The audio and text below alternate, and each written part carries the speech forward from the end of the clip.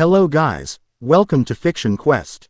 So in this video, we will see, what if Naruto became a Yonko and married his top commanders, Nami, Robin, and Yamato? If you enjoy these kinds of stories, don't forget to show us some love by hitting the like button and subscribing to the channel. Your support means the world to us. Now, let's start the story. Chapter 1. The Crimson Tide Rises. The sea, a churning beast of sapphire and jade, clawed at the shores of Whispering Spire. Salt spray misted the air, carrying the scent of pine and wet stone from the island's towering needle-like peaks that scraped at the low-hanging clouds. Most ships gave this part of the new world a wide berth. The currents were a navigator's nightmare, a liquid maze designed by a mad god to splinter hulls and swallow crews whole. But for the flagship of the Crimson Tide pirates, the Kitsune's Gambit, it was just another Tuesday.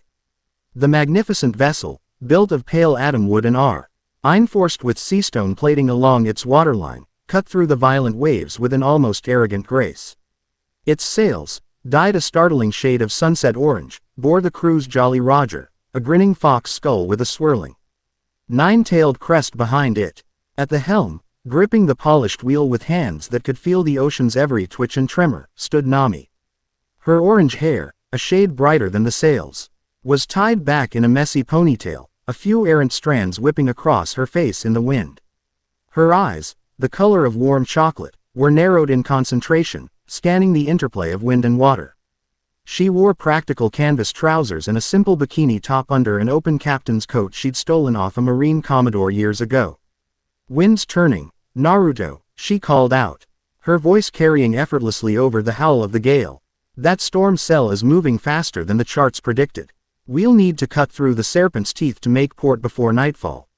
From his perch on the Kitsune figurehead at the ship's prow, Naruto Uzumaki didn't turn. He just gave a slight nod, one hand resting on the carved wooden snout of the great fox. He was a beacon against the gray sky, his own sunset orange coat, identical to the sails, flapping wildly behind him. Underneath, he wore simple black pants and a mesh shirt, attire that did little to hide the powerful physique of a man who treated gravity as a suggestion rather than a law. His blonde hair was a spiky mess, and the three whisker-like marks on each cheek gave his otherwise handsome face a feral edge. "Your call, Nami. You're the queen of these waters," he answered, his voice a calm baritone that seemed to absorb the ocean's roar. He trusted her implicitly. She had guided them through seas that swallowed fleets whole, navigated by starlight that didn't exist on any known map, and predicted whirlpools with the certainty of a prophet. He felt the ship bank sharply, a maneuver that would have sent a lesser crew sprawling.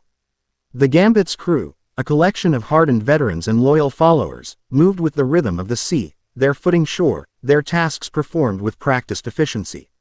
They were a Yonko's crew, and it showed. As they cleared a towering rock formation, the sheltered port of Whispering Spire came into view. The town was a quaint collection of sturdy, pine-built homes clinging to the base of the spire, a natural harbor protecting it from the worst of the New World's temper. A cheer went up from the deck, the promise of solid ground and strong ale a welcome one. But the cheer died in their throats as they got closer. The town's Jolly Roger, a simple pine tree on a green field, marking it as territory under the Crimson Maelstrom's protection, had been torn down from the harbormaster's tower. In its place flew a crude, ugly flag, a snarling boar's head with a broken tusk, rendered in garish red and black. Below it, in the town square, a group of brutish-looking pirates were making a nuisance of themselves, kicking over market stalls and laughing as the townsfolk scattered. Their ship, a clumsy-looking vessel plated with scrap iron, was moored carelessly at the main dock. Nami's grip on the wheel tightened, her knuckles white. "Iron-tusked pirates," she growled, her voice losing its earlier warmth. "Subordinates of Kaido's replacement, Grok the Gluttonous. What in the hells do they think they're doing here?" Naruto remained silent for a moment, his blue eyes narrowing to cold slits. He didn't need to see the fear in the villagers' faces to feel the disruption. The violation of the peace he'd promised these people. "Robin," he said, his voice quiet but carrying a new, hard edge. A moment later, Nico Robin emerged from the captain's quarters, a book held loosely in one hand, a finger marking her place. She moved with a liquid grace, her long black hair swaying behind her. She wore a simple, elegant purple sundress, an outfit that seemed at odds with the chaos unfolding in the port below. Her calm, knowing eyes took in the scene without a flicker of surprise. "The Iron-Tusked Pirates," she stated, her voice a low, melodious hum. "Captain Sledgehammer Gorn. Bounty of 380 million. Known for his brutish tactics and his obsession with claiming territory to curry favor with his new emperor. Intel suggests he's arrogant, but not foolish. He wouldn't be here unless he thought we were on the other side of the Grand Line." "Sloppy intelligence," Nami muttered, already spinning the wheel to bring the Kitsune's gambit into a perfect, intimidating position at the mouth of the harbor, blocking the Iron Tusk's only escape route. They're about to get a very expensive lesson in current events. A blur of white and turquoise shot past Naruto, landing with a soft thud on the deck beside Robin. Yamato, her massive Kanabo club resting on her shoulder, grinned, her horned brow furrowed in excitement. Her white hair, tipped with green, was tied up with a ceremonial rope. And the red hakama pants she wore billowed in the wind. Her eyes, sharp and amber, were fixed on the intruders, a predator's gaze locking onto prey. "A fight?" she asked, her voice brimming with eagerness. "It's been weeks since I got to stretch my legs properly. Can I smash their ship, Naruto?" "Just a little." Naruto finally turned, a faint, dangerous smile playing on his lips. He looked at the three women before him, his navigator and chief of staff, his historian and spymaster, and his vanguard commander. His partners, the pillars of his empire. "No," he said simply. And Yamato's face fell in an exaggerated pout. Naruto's smile widened. "The ship stays intact. We'll be donating it to the town's defense force. As for the crew, try not to break them too badly. We need their captain lucid enough to carry a message back to Grok." He hopped down from the figurehead, landing silently on the deck. "This is our home. Remind them why they're not welcome here." He didn't need to say more. There was no grand strategy session, no detailed plan of attack. They had done this a dozen times. They moved with an unspoken understanding that was more efficient than any order. Yamato was the first to move. With a wild laugh, she leapt from the ship's railing, a streak of white against the gray sky. She didn't aim for the dock, but for the water, landing with a colossal splash that sent a wave crashing over the Iron Tusk's vessel. As she emerged from the water, her form began to shift. She grew larger, her features elongating into those of a divine wolf, a mythical beast cloaked in cool, ghostly flames. She was in her hybrid zone form, the embodiment of a guardian deity, and she moved with terrifying speed toward the town square. The Iron-Tusked Pirates, who had been laughing moments before, now stared in slack-jawed horror. Their drunken stupor vanished, replaced by the cold, stark terror of men who realized they had just kicked over a god's nest. In the town square, Captain Gorn, a mountain of a man with a piggish face and a literal sledgehammer for a right hand, bellowed at his men. "What are you morons gawking at? It's just one woman. Kill her." His men, spurred by fear of their captain more than bravery, charged. It was a massacre. Yamato moved through them like a natural disaster. Her kanabo, wreathed in conqueror's haki, was a blur of motion. She wasn't just hitting them. She was dismantling their will to fight. A single swing sent a shockwave that buckled the cobblestones and tossed a dozen pirates aside like dolls. A blast of glacial breath, a remnant of her mythical power, flash froze the weapons of another group, leaving them disarmed and shivering. She fought with a joyous, unchained ferocity, her laughter echoing through the square. Meanwhile, from the deck of the Gambit, Robin's work began. She crossed her arms, a cascade of spectral, pale pink petals fluttering around her. "See and Fleur," she whispered, her eyes closed. All over the town, out of sight in the alleys and on the rooftops, arms sprouted from surfaces. One hand clamped over the mouth of a sniper aiming at Yamato from a clock tower. A chain of hands erupted from the ground to trip a charging group, their faces planting firmly in the mud. Another set of arms sprouted directly on the Iron Tusk's ship, methodically and silently disassembling their cannons. Plucking the cannonballs from their moorings and dropping them harmlessly into the sea.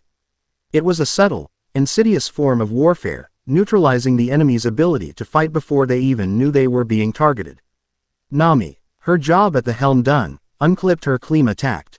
With a few deft movements, She assembled the staff, her expression one of cool, professional annoyance. "Time to clear the air," she murmured. She pointed the staff toward the sky above the square. "Weather egg. Mirage." A small, iridescent bubble shot from the staff's tip and burst. The light bent. The air shimmered. Suddenly, the lone figure of Yamato became 10, then 20, an army of identical wolf deities descending on the terrified pirates from all sides. The illusions were so perfect they even mimicked her movements, creating a maelstrom of confusion and terror. The iron-tusked pirates, already overwhelmed, broke completely, screaming and running in every direction, swinging their swords at phantoms. Captain Grorn was made of sterner stuff.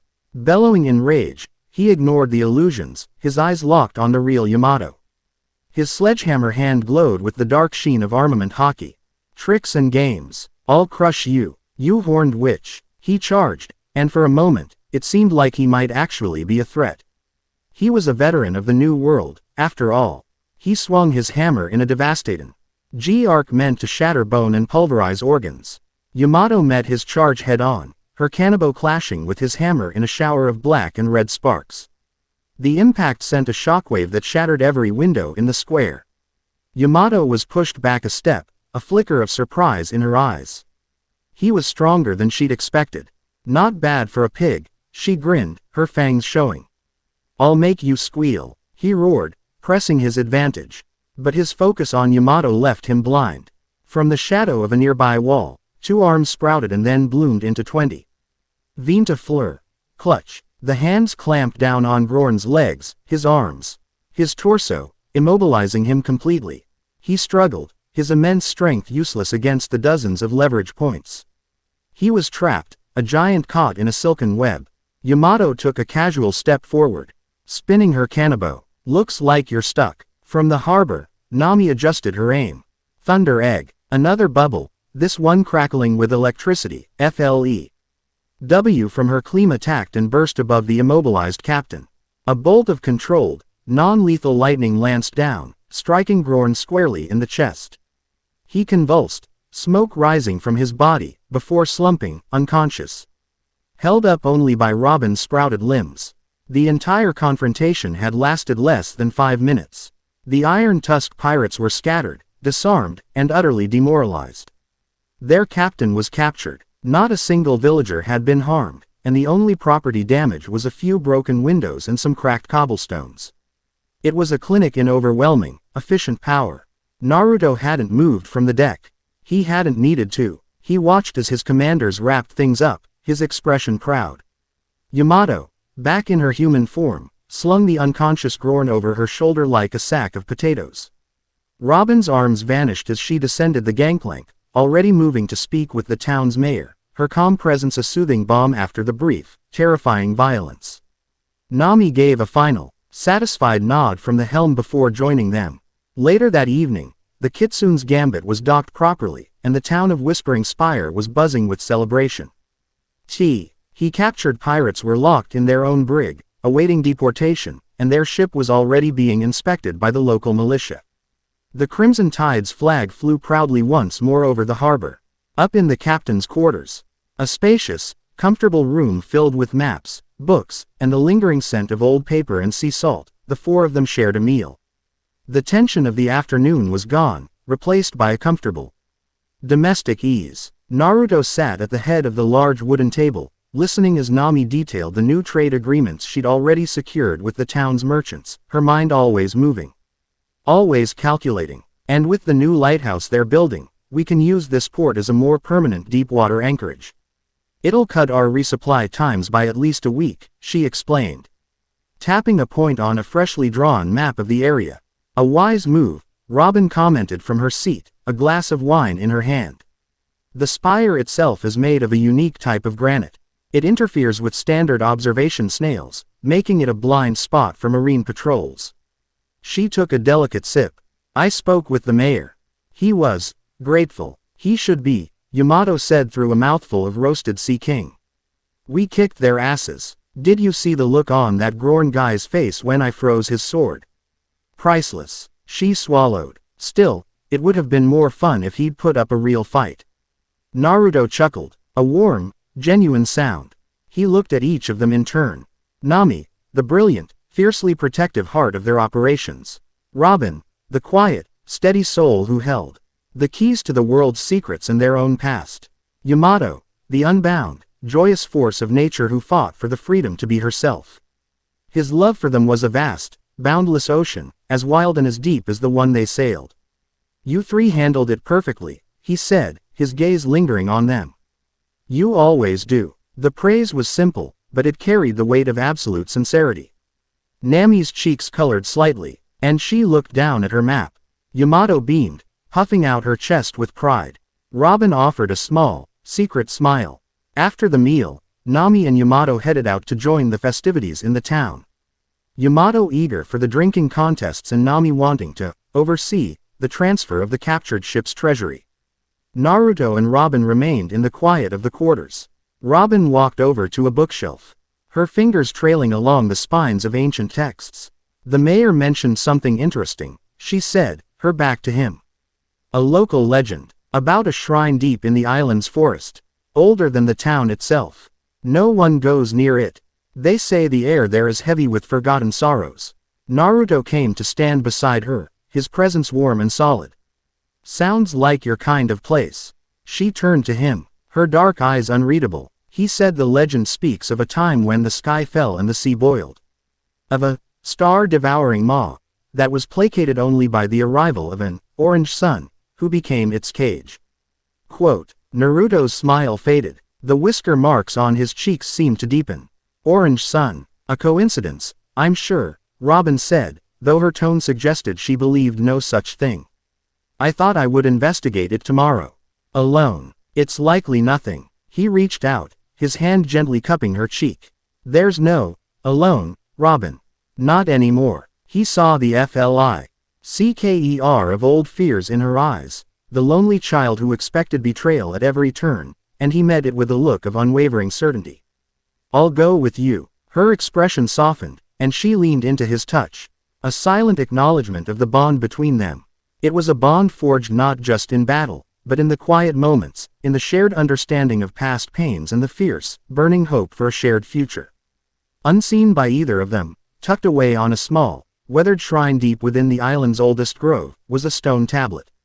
Most of its carvings were eroded by time and salt, but a single, chilling line of text remained clear, etched deep into the rock as a warning to a future that had long since forgotten its past.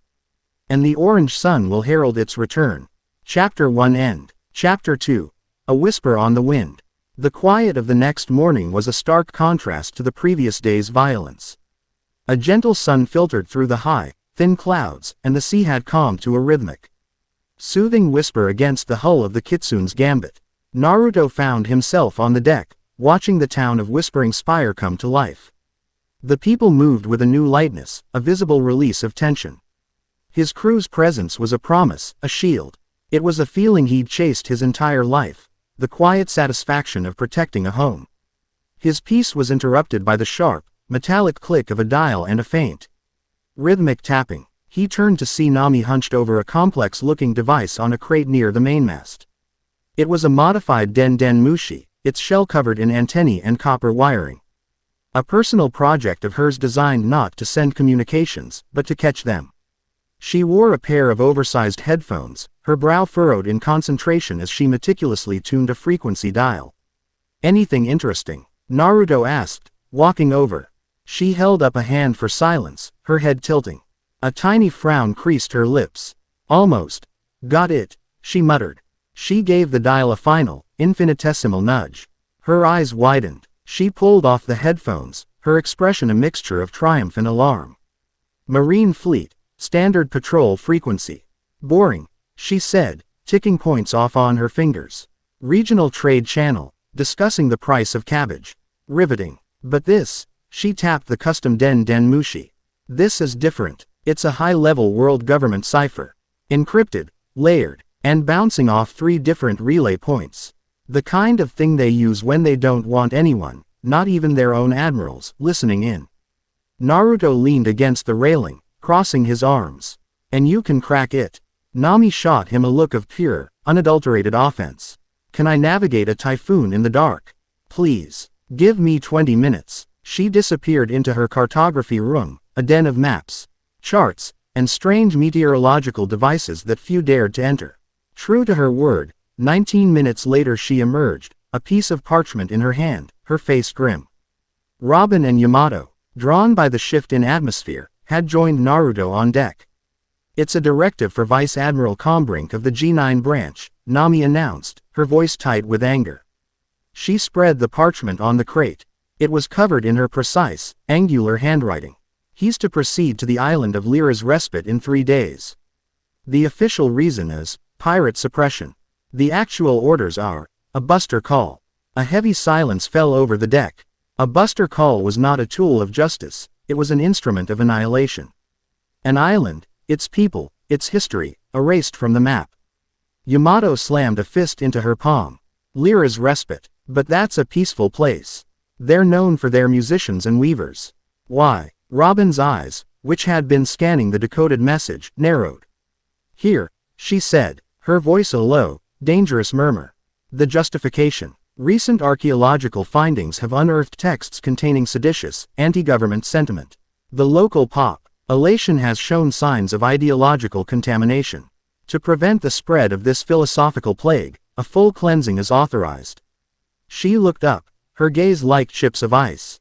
They found a poneglyph. The unspoken words hung in the air, just like Ohara. Naruto's jaw tightened. He remembered the stories Robin had told him in quiet, hushed tones during long nights at sea. The fire, the screams, the world-shattering terror of a child watching her home, her entire world, burn.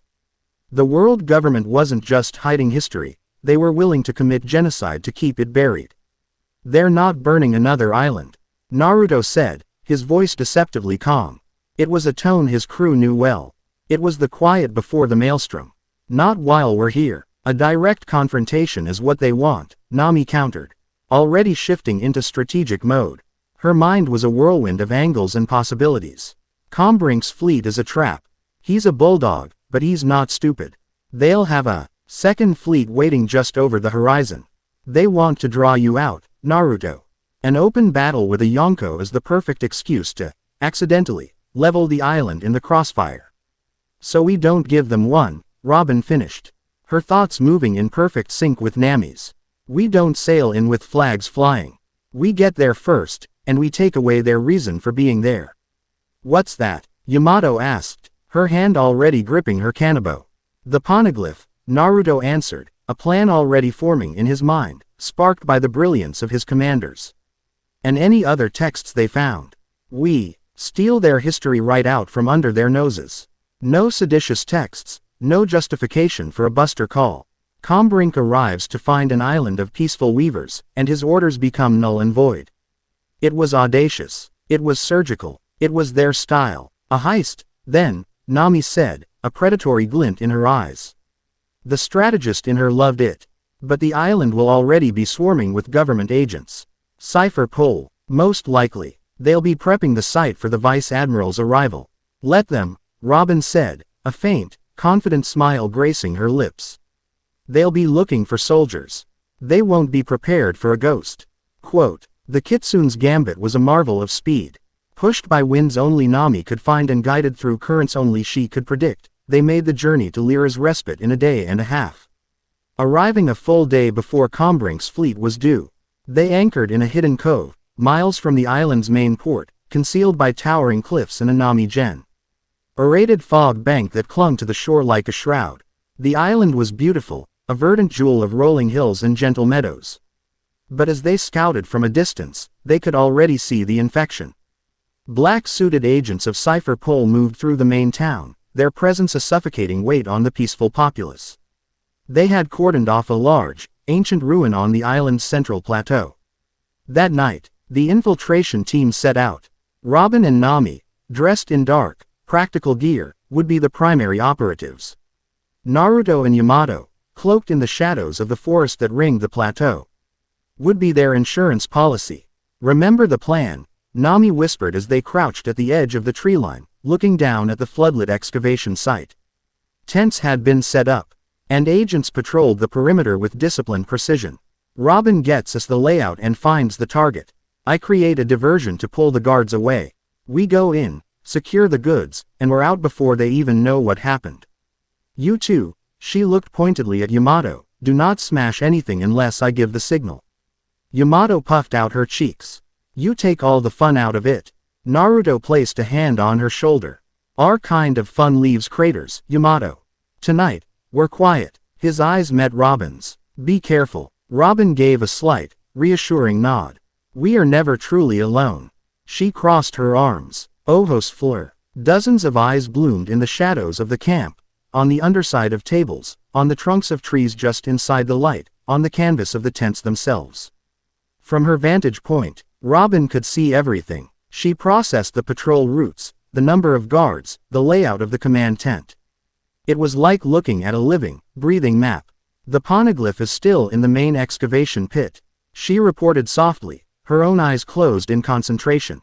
But they've moved the other recovered tablets and scrolls to a locked crate inside the largest tent. The command tent. 4 guards inside, 2 at the flap. The lead agent is in there now, reviewing the translations. Okay, time for a little atmospheric disturbance, Nami grinned. She pulled a small, black pellet from her belt pouch. Weather egg. Fog dial custom. She crushed it in her palm, and a thick, soupy fog began to billow out, far denser than the natural mist. She manipulated the air currents with her klima tact, guiding the fog, rolling it down the hill and into the government camp like a silent, gray wave. Shouts of alarm went up from the agents as visibility dropped to near zero. Their disciplined patrols faltered, men bumping into each other, their flashlights cutting uselessly through the haze. That's my cue, Robin whispered. She melted into the fog, becoming just another shadow. Naruto watched her go, a flicker of pride and worry in his chest. He could sense her presence, a steady, calm point in the chaos, but she was utterly invisible. Using the fog as cover, Robin moved with an eerie silence. She sprouted hands from the ground to silently trip guards, others to gently lift and relocate key supplies, adding to the confusion. A guard would turn to find the crate of ammunition he was guarding had vanished, sending him into a panicked search. It was subtle, psychological warfare. Nami, meanwhile, was orchestrating the chaos. She sent small, crackling thunder balls to roll under equipment, creating sharp, loud cracks that sounded like weapon discharges, drawing guards away from the command tent. She used a mirage tempo to create the fleeting image of a shadowy intruder at the far side of the camp, pulling the main patrol force in the wrong direction.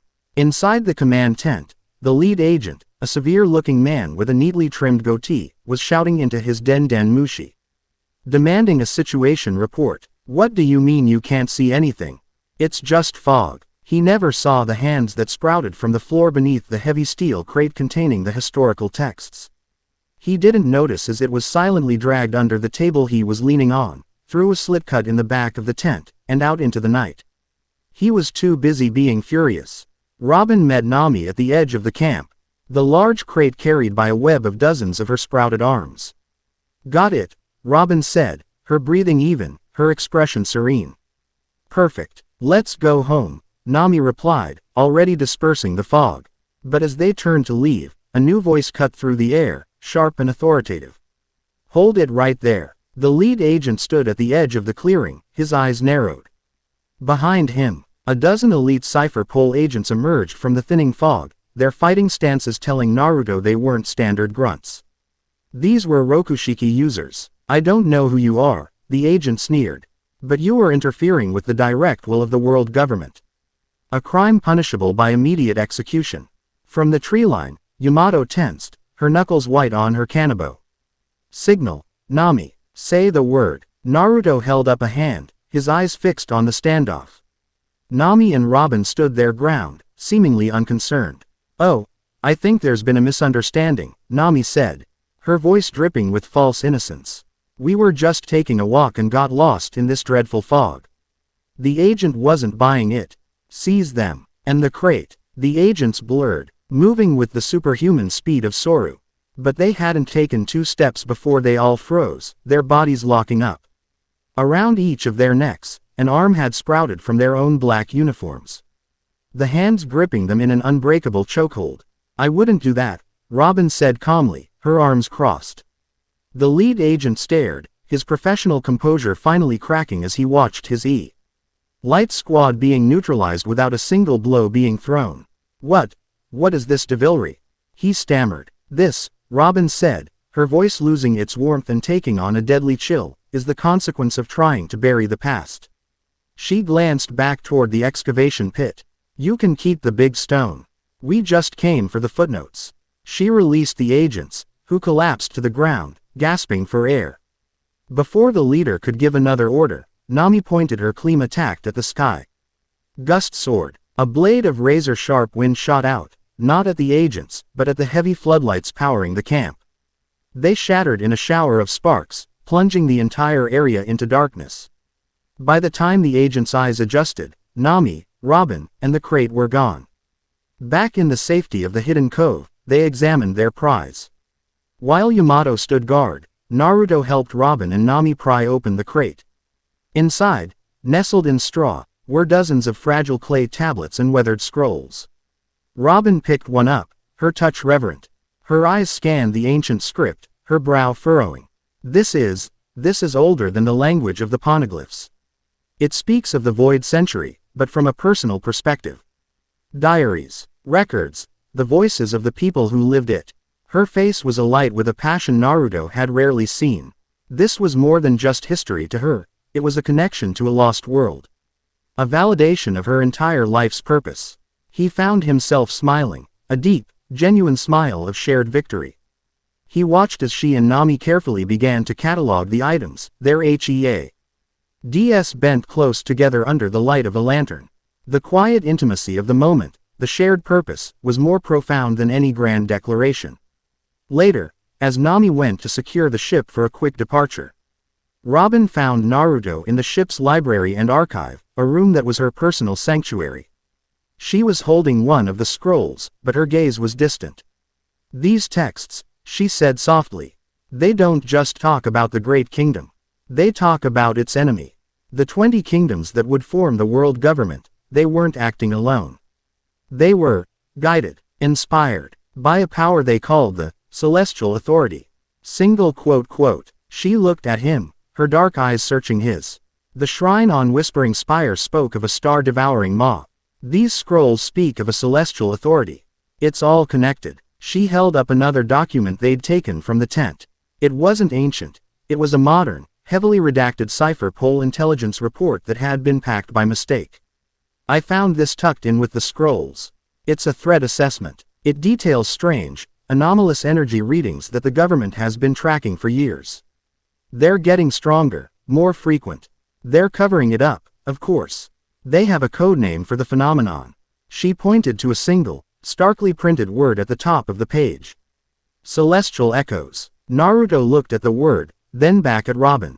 He saw the weight of this discovery in her eyes, the dawning horror of a threat far greater than a corrupt government or a rival pirate. She was afraid, but she wasn't alone. He stepped closer, his presence a shield against the shadows of the past and the fears of the future. Then we'll be ready for the echo, he said simply.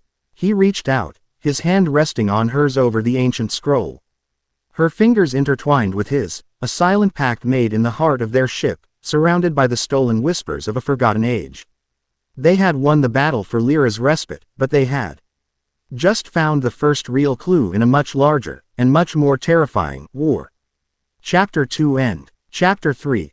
The Weight of a Crown. The victory at Lyra's respite was celebrated not with a raucous party, but with a quiet, profound satisfaction that settled over the kitsune's gambit like a warm blanket. The stolen histories were now their own, safely stored in Robin's archive. The crew spent 2 days in their hidden cove, restocking, making minor repairs, and breathing the clean air of freedom. The bond between Naruto, Nami, Robin, and Yamato had deepened, forged stronger in the crucible of their silent, successful mission. They moved with an even greater synergy, an unspoken language conveyed in shared glances and anticipatory actions. On the third morning, Naruto was sparring with Yamato on the ship's spacious lawn deck. It was less a fight and more a dance of catastrophic power. Yamato, in her hybrid form, swung her kanabo in arcs that tore through the air with a concussive boom. Naruto, using only taijutsu and a light coating of armament haki, weaved between the blows, redirecting her immense strength with deft, precise movements.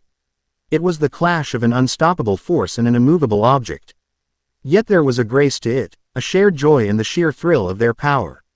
Nami watched from the railing, sketching a new chart of the archipelago, a small smile on her face. Robin sat nearby, one of the stolen scrolls open in her lap, yet her eyes were on the sparring match. This was their domesticity, a chaotic but perfect peace. The peace shattered with the frantic cry of a den mushi. It was the emergency snail from Whispering Spire, its panicked ringing echoing across the deck. Nami snatched it up. What is it? The voice of the town's mayor was strained with terror. Lady Nami, a message. A ship from the gluttonous pirates arrived this morning. They delivered an ultimatum. From the Yonko, Grok, himself. The sparring stopped. Naruto and Yamato, breathing heavily, walked over. Their expressions instantly serious. Nami's knuckles were white on the receiver.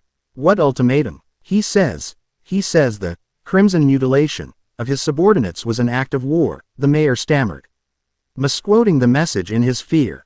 He demands satisfaction. His top commander, Juggernaut Boros, is leading a fleet to the Tempest Maw Strait. The Emperor Naruto is to meet him there for a battle. If you refuse, he will begin destroying one island under your protection every single day until you appear. A cold fury settled over Naruto. This wasn't a pirate squabble. This as a king threatening his people to force his hand. It was the tactic of a coward. Thank you for the warning, Mayor, Naruto said, taking the receiver. His voice was calm, but it held the weight of a coming storm. Keep your people safe. This will be over soon. He hung up. The four of them stood in silence for a moment, the sea breeze suddenly feeling chillier. Grok the gluttonous, Robin said, closing her scroll. He only recently consolidated his power after Kaido's fall.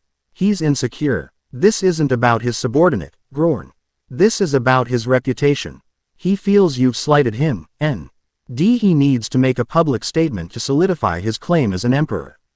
The Tempest Maw Strait, Nami murmured, already walking toward her map room. Aptly named. It's a navigator's hell. A narrow, channel flanked by sea stacks that rise like daggers from the water.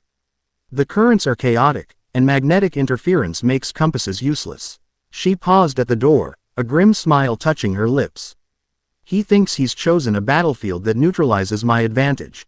He's an idiot. Juggernaut Boros, Yamato added, her excitement from the spar replaced with a fierce battle lust.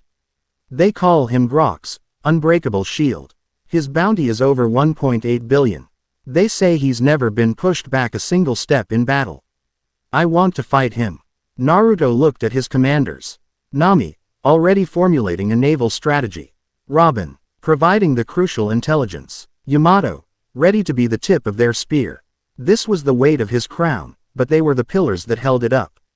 He wants a statement. We'll give him one, Naruto declared, his blue eyes hardening. We'll give him a lesson in what it truly means to be a Yonko. Nami, plot us the fastest, most aggressive course. Robin, tell me everything you know about Boros. Yamato, get ready to break his shield. The Tempest Maw Strait lived up to its name. The sky was a bruised purple, and the sea churned in a violent, confused rage. Jagged black rocks, slick with rain and sea spray, jutted from the waves like the teeth of some colossal beast. On the far side of the strait, a fleet of 30 ships waited. They were brutish, iron-plated vessels, flying the snarling boar flag of Grok the Gluttonous. At their head was a ship that dwarfed the others, a floating fortress named the Tusk. The Kitsune's Gambit sailed toward them alone, a single point of defiant orange against the storm-darkened sea. On the deck of the Tusk, Juggernaut Boros stood, a man who seemed carved from granite. He was immense, easily 9 feet tall, with skin the color of slate and a jaw that looked like it could crush cannonballs. He wore no shirt, only heavy leather pants and steel-plated boots.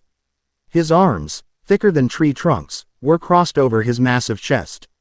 He possessed the quiet, immovable confidence of a man who had never known defeat. One ship, he grunted, his voice a low rumble. Arrogant. Begin the barrage, he ordered. The cannons of the gluttonous fleet roared to life, unleashing a wall of iron and fire. It was a salvo that could have leveled a small city. But Nami just laughed. Cute. she said from the helm of the Gambit. She spun the wheel hard. Mirage tempo. The ship shimmered and seemed to split into a dozen identical images, all charging forward at impossible angles. The cannonballs tore through the illusions, splashing harmlessly into the violent sea. The real Gambit weaved through the gaps in the barrage, untouched. He's using the storm for cover. One of Boros's men shouted. He is not using the storm, Boros rumbled, his eyes narrowed. He is the storm. Nami's grin was predatory. She held up a black weather egg. Gale force. She didn't throw it, she crushed it in her hand, feeding its energy directly into the Klima tact, which she then slammed into a socket on the helm. The ship's sails glowed, and the very wind itself seemed to bend to her will. The Gambit accelerated, moving with a speed and agility that should have been impossible for a vessel its size. She steered them straight for the sea stacks. She's going to crash, a spotter on the tusk cried. But Nami was threading the needle. She guided the ship through the labyrinth of stone daggers, the hull clearing the rocks by mere inches. The much larger, clumsier ships of the enemy fleet tried to follow, and the strait began to claim them. One ship, misjudging the current, was smashed against a sea stack, its hull splintering with a sound like thunder. Another was caught in a whirlpool Nami had predicted and was spun around, its cannons useless. The Kitsune's Gambit burst from the sea stacks and was suddenly in the midst of the disorganized fleet. Its own cannons, meticulously maintained and aimed, began to sing. They didn't fire blindly, each shot was precise, targeting rudder chains, main masts, and cannon emplacements. Nami was disarming them, crippling them, turning Brock's grand fleet into a collection of floating junk. In the midst of the chaos, Yamato acted. My turn, she roared, and with a powerful leap, she launched herself from the Gambit's railing, soaring across the 50-meter gap to land with a ground-shaking crash on the deck of the Tusk. She was already in her hybrid form, the divine wolf radiating an aura of untamable power. I am Yamato, she bellowed, her voice infused with conqueror's haki-da. She sent the weaker-willed pirates to their knees, foaming at the mouth. Who among you is worthy of a fight? The elite guard of Boros charged her, a dozen massive men armed with axes and clubs. It was like watching children try to fight a typhoon. Yamato's cannonbow was a blur, each swing carrying the weight of a mountain. She shattered their weapons, their armor, and their bones, her laughter echoing above the sounds of battle. She wasn't just fighting, she was reveling in her power, a guardian deity unleashed. Juggernaut Boros watched the display, his expression unchanging. Enough. He moved, and for a man his size, he was deceptively fast. He intercepted a swing from Yamato aimed at one of his last standing men. He didn't use a weapon. He caught the haki-infused cannonbow in his bare hand. A shockwave erupted from the point of impact, buckling the thick iron plates of the deck. Yamato's eyes widened in genuine surprise. Her full-force swing had been stopped cold. You're strong, girl, Boros rumbled, his grip on her club tightening. But you are not unbreakable. His other hand, glowing with a dense, obsidian armament haki, shot forward. Yamato met it with a blast of glacial ice from her mouth. The fist smashed through the ice like it was glass and struck her in the gut. The blow was monumental. Even in her mythical form, Yamato was lifted from her feet and sent flying backward, crashing through the ship's mainmast, which toppled with a groan of tortured wood. She rose from the wreckage, coughing, a trickle of blood at the corner of her mouth. She was grinning. Finally, a real fight. The two clashed, a true battle of titans. Boros was pure, overwhelming physical force. Every punch carried the force of a cannonball. His Paramesha devil fruit, the Oshi Oshi no Mi push fruit, allowed him to absorb and redirect any kinetic force, making him a perfect juggernaut. Yamato was his equal in raw power, but her style was more fluid, more mythical, combining her strength with blasts of ice and savage agility. Their battle tore the flagship apart, the sounds of their blows echoing like the crack of doom. But Boros was a veteran of 100 battles. He was patient. He weathered her storm, his body absorbing her most powerful attacks, and for every 3 blows she landed, he returned one that carried the force of 10. He was slowly, methodically wearing her down. He caught her in an opening and landed a brutal hammer fist that sent her to one knee, her hybrid form flickering. You have fought well, Boros said, raising his fist for the final blow. Now, break. The fist never landed. It was stopped an inch from Yamato's face by an open palm. Naruto stood between them, having appeared so silently and so suddenly that even Boros hadn't sensed him. He hadn't been there a second ago, and now he was. He was not smiling. "That's far enough," Naruto said, his voice quiet. Boros's eyes widened slightly as he tried to push his fist forward, only to find it held by an immovable wall. Get some rest, Yamato," Naruto said, not taking his eyes off Boros. "You did great." He gently pushed Boros back. The giant stumbled, a feat that no one on his crew had ever witnessed. Naruto cracked his neck, his blue eyes locking onto the Yonko commander. The air around him grew heavy, charged with an unseen energy. "Let's see if you're as unbreakable as they say." The fight was, at first, a blur of motion. Naruto flowed around the bigger man, his movements economical and brutally effective. He didn't have Boros's raw mass, but his speed and skill were on another level. He used Boros's own momentum against him, redirecting his powerful charges and landing precise, hockey-infused strikes to his joints and nerve clusters. Boros roared in frustration, swinging wildly. "Stand and fight, coward." "All right," Naruto said. He stopped moving. He held up a hand, a sphere of swirling, blue energy appearing in his palm. Rasengan. He drove it into Boros's gut. The Juggernaut's kinetic absorption power flared, but the Rasengan wasn't a simple punch. It was a grinding, tearing vortex of pure power. It blasted Boros across his own deck, shredding his leather pants and leaving him with a raw, spiraling burn on his torso. Boros rose, breathing heavily, a flicker of true disbelief in his eyes. What was that?" "You talk too much," Naruto said. He drew his hands together in a familiar seal. Shadow Clone Jutsu. In a puff of smoke, a dozen Narutos appeared on the deck, each one radiating the same quiet confidence. They attacked as one, a coordinated assault that overwhelmed Boros's senses. While some engaged him in close combat, others formed Rasengans, forcing him onto the defensive. This was a style of fighting this world had never seen. It was unpredictable, versatile, and utterly baffling. Enraged, Boros slammed his fists together, and a wave of pure kinetic force erupted from his body, dispelling the clones and blasting the real Naruto back. "No more tricks," he bellowed. His skin took on a darker, metallic sheen. "This ends now." Naruto landed lightly on the railing. He closed his eyes. When he opened them, there was orange pigmentation around them, and his pupils had become horizontal bars. The air itself seemed to bow to his presence. He had entered Sage mode. The difference was night and day. He could feel everything. The shift of the wind, the creak of the deck, the frantic heartbeat of Boros, the life energy of the entire strait. He moved, and this time, there was no wasted motion, no feints. He simply appeared in front of Boros. The punch he threw was not flashy, but it contained the weight of the mountain and the speed of the storm. It struck Boros squarely in the chest. There was a sound like a cracked bell, and the unbreakable shield's defense shattered. The kinetic absorption failed, and the full, raw power of the sage-enhanced blow slammed into him. He was launched airborne, flying off his own ship and crashing into the sea half a mile away with a monumental splash. Naruto stood on the ruined deck, the sage markings fading from his face. He looked out at the broken, smoking fleet. A few ships were trying to flee, but the Kitsune's gambit was already moving to cut them off. The victory was absolute, but as he looked at Yamato, who was now being helped up by a newly arrived Robin and Nami, he felt a surge of cold rage at Grok.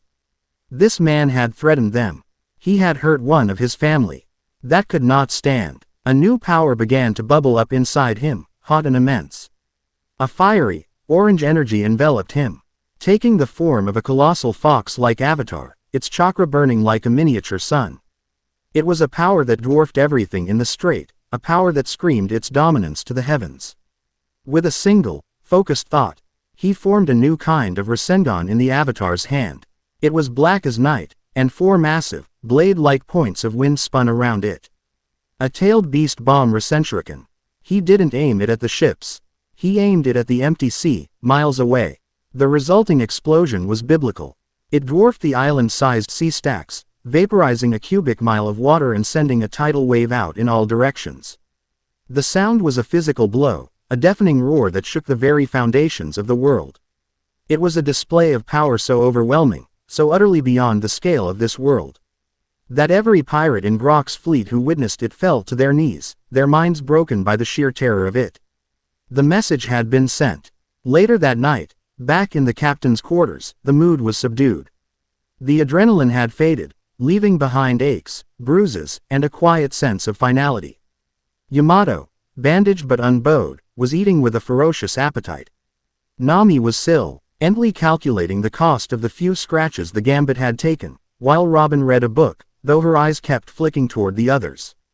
Naruto sat at the head of the table, nursing a cup of tea. They were safe. They were victorious. But the fight had reminded him of what was at stake. He threatened our family, Naruto said, breaking the silence. His voice was low. He threatened our homes, our people. He did it to prove a point, to bolster his own ego. And you showed him what real power looks like, Yamato said, her mouth full. He won't be a problem again. She's right, Nami added, looking up from her ledger. The message you sent was unambiguous. It's not enough, Naruto said. He looked at each of them, his gaze intense and full of a deep, unwavering emotion. He looked at Nami, his brilliant strategist and partner in ambition. He looked at Robin, his keeper of secrets and partner in understanding. He looked at Yamato, his unstoppable shield and partner in freedom. We're more than a crew, he said. We've been more than that for a long time. We're a family. You are my everything. The air in the room became charged. What we have, he continued, his voice steady, is real. It's what we've been fighting for. I don't want it to be unspoken anymore. He took a breath. Nami, Robin, Yamato, I want you to be my wives. All of you, my equal partners. Let's build our future together, officially. Silence. Nami's face was flushed, her eyes wide. Yamato had stopped chewing, her jaw slack. Robin's book lay forgotten in her lap, a rare, vulnerable expression on her face. It was Yamato who broke the silence with a teary-eyed, joyous laugh. Yes, of course, yes. Nami looked from Naruto to the other women, and a slow, beautiful smile spread across her face. She simply nodded, tears welling in her own eyes. Robin looked at Naruto, and in her gaze, he saw the lonely child from Ohara finally find her permanent home. I have been part of this family for a long time, Naruto, she said. Her voice thick with emotion. I would be honored to make it official. Meanwhile, miles above the world in a chamber of shadows and gold, an ancient man with a long, white beard and a sword across his lap stared at a three-dimensional map of the world projected in the air. A single point of light in the new world had just flared with an impossible, violent intensity before fading. The other four elders stirred from the shadows. That energy reading, one said, his voice like rustling parchment. It's larger than the last. The swordsman did not look away from the map. It is not Haki. It is not the voice of all things. It is alien, foreign. He paused, his ancient eyes filled with a dawning dread that had not been seen for 800 years. It resonates with the prisoner. The orange sun has arrived. Chapter 3 End. Chapter 4. An Ancient Heart. The proposal hung in the air of the Kitsune's gambit, a beautiful, fragile thing that changed everything and nothing. The fierce loyalty, the easy intimacy, the unspoken love, it was all still there, but now it had a name, a destination. They were no longer just a Yonko and his commanders, they were a future, officially declared and fiercely protected. The days that followed were filled with a new kind of energy, a blend of joyous planning and the comfortable rhythm of their life at sea. Nami was already sketching designs for 4 intertwined rings, arguing with Yamato over whether they should be gold or forged from seastone. Robin, in her quiet way, had started compiling a list of islands known for their unique ceremonial traditions. It was during one of these peaceful afternoons that Robin found Naruto in the crow's nest. He wasn't on watch. He was just sitting there, cross-legged, staring out at the endless expanse of blue. A thoughtful expression on his face. A captain should not look so burdened after securing such a resounding victory, she said softly, climbing the last few rungs of the ladder to join him. Naruto offered a small smile as she settled beside him. The victory was the easy part, he admitted, his gaze returning to the horizon. It's the silence after, the waiting, Grok will be quiet for a while, licking his wounds. The world government will be cautious after Lyra's respite. But it feels temporary. Like the calm before the real storm. Robin nodded, understanding completely. The celestial echoes, she murmured. The name of the phenomenon from the stolen report still feeling alien on her tongue. The star-devouring maw. It's all one and the same, isn't it? A threat we don't yet understand. And that shrine on Whispering Spire, Naruto added. We never got to investigate it. I have been, Robin said, producing a worn leather-bound journal from a pouch at her side. She opened it to a page filled with her elegant, precise script, showing him rubbings she'd had a subordinate discreetly make from the stone tablet. The language is archaic, a protoform of the poneglyph script. Most of it is indecipherable, but I isolated a recurring symbol. She pointed to a complex character that looked like a spiraling vortex with a star at its center. It's a set of celestial coordinates. Naruto's eyes widened. Coordinates. To a place. Not a place on any known map, Robin confirmed. I cross-referenced it with ancient star charts, the ones that predate the world government's official cartography. It points to a location in the Calm Belt, a place shrouded in myth. Sailors call it Zetsumetsu, the Isle of Extinction. Legend says it's a graveyard of ships, guarded by an eternal fog and sea kings older than the mountains. The Calm Belt is a nest of sea kings, Naruto stated. Normally suicide for any ship. But not for us, Robin finished, a confident gleam in her eyes. We don't need the wind to move. The decision was made without another word. This was their path now. While the world focused on the political power struggles between emperors and marines, they would hunt for the truth. The real threat that lurked beneath it all. Navigating the Calm Belt was an eerie experience. The air was unnaturally still, the sea a flat, glassy sheet of turquoise. The silence was absolute, broken only by the quiet hum of the kitsune's gambit as it moved under its own power, a system of chakra-infused paddle wheels Naruto had designed. Massive, monstrous shapes drifted in the depths below them. Shadows the size of islands, but they left the ship alone. The seastone in its hull and the overwhelming aura of the four powerful beings on its deck made it an unappetizing meal. After 2 days of tense sailing, they saw it. A fog bank, thick and white as bone, stretched across the horizon. As they pierced its veil, the Isle of Zetsumetsu was revealed. It was a breathtaking, unnatural sight. A single, colossal tree, its trunk miles wide and its branches scraping the clouds, grew from the center of the island. Its wood was petrified, the color of obsidian, and its leaves were crystalline, catching the dim light and fracturing it into 1,000 tiny rainbows. Waterfalls of pure, clear water cascaded from its highest branches, feeding a lush, primeval jungle at its base. It wasn't a living island, it was a monument.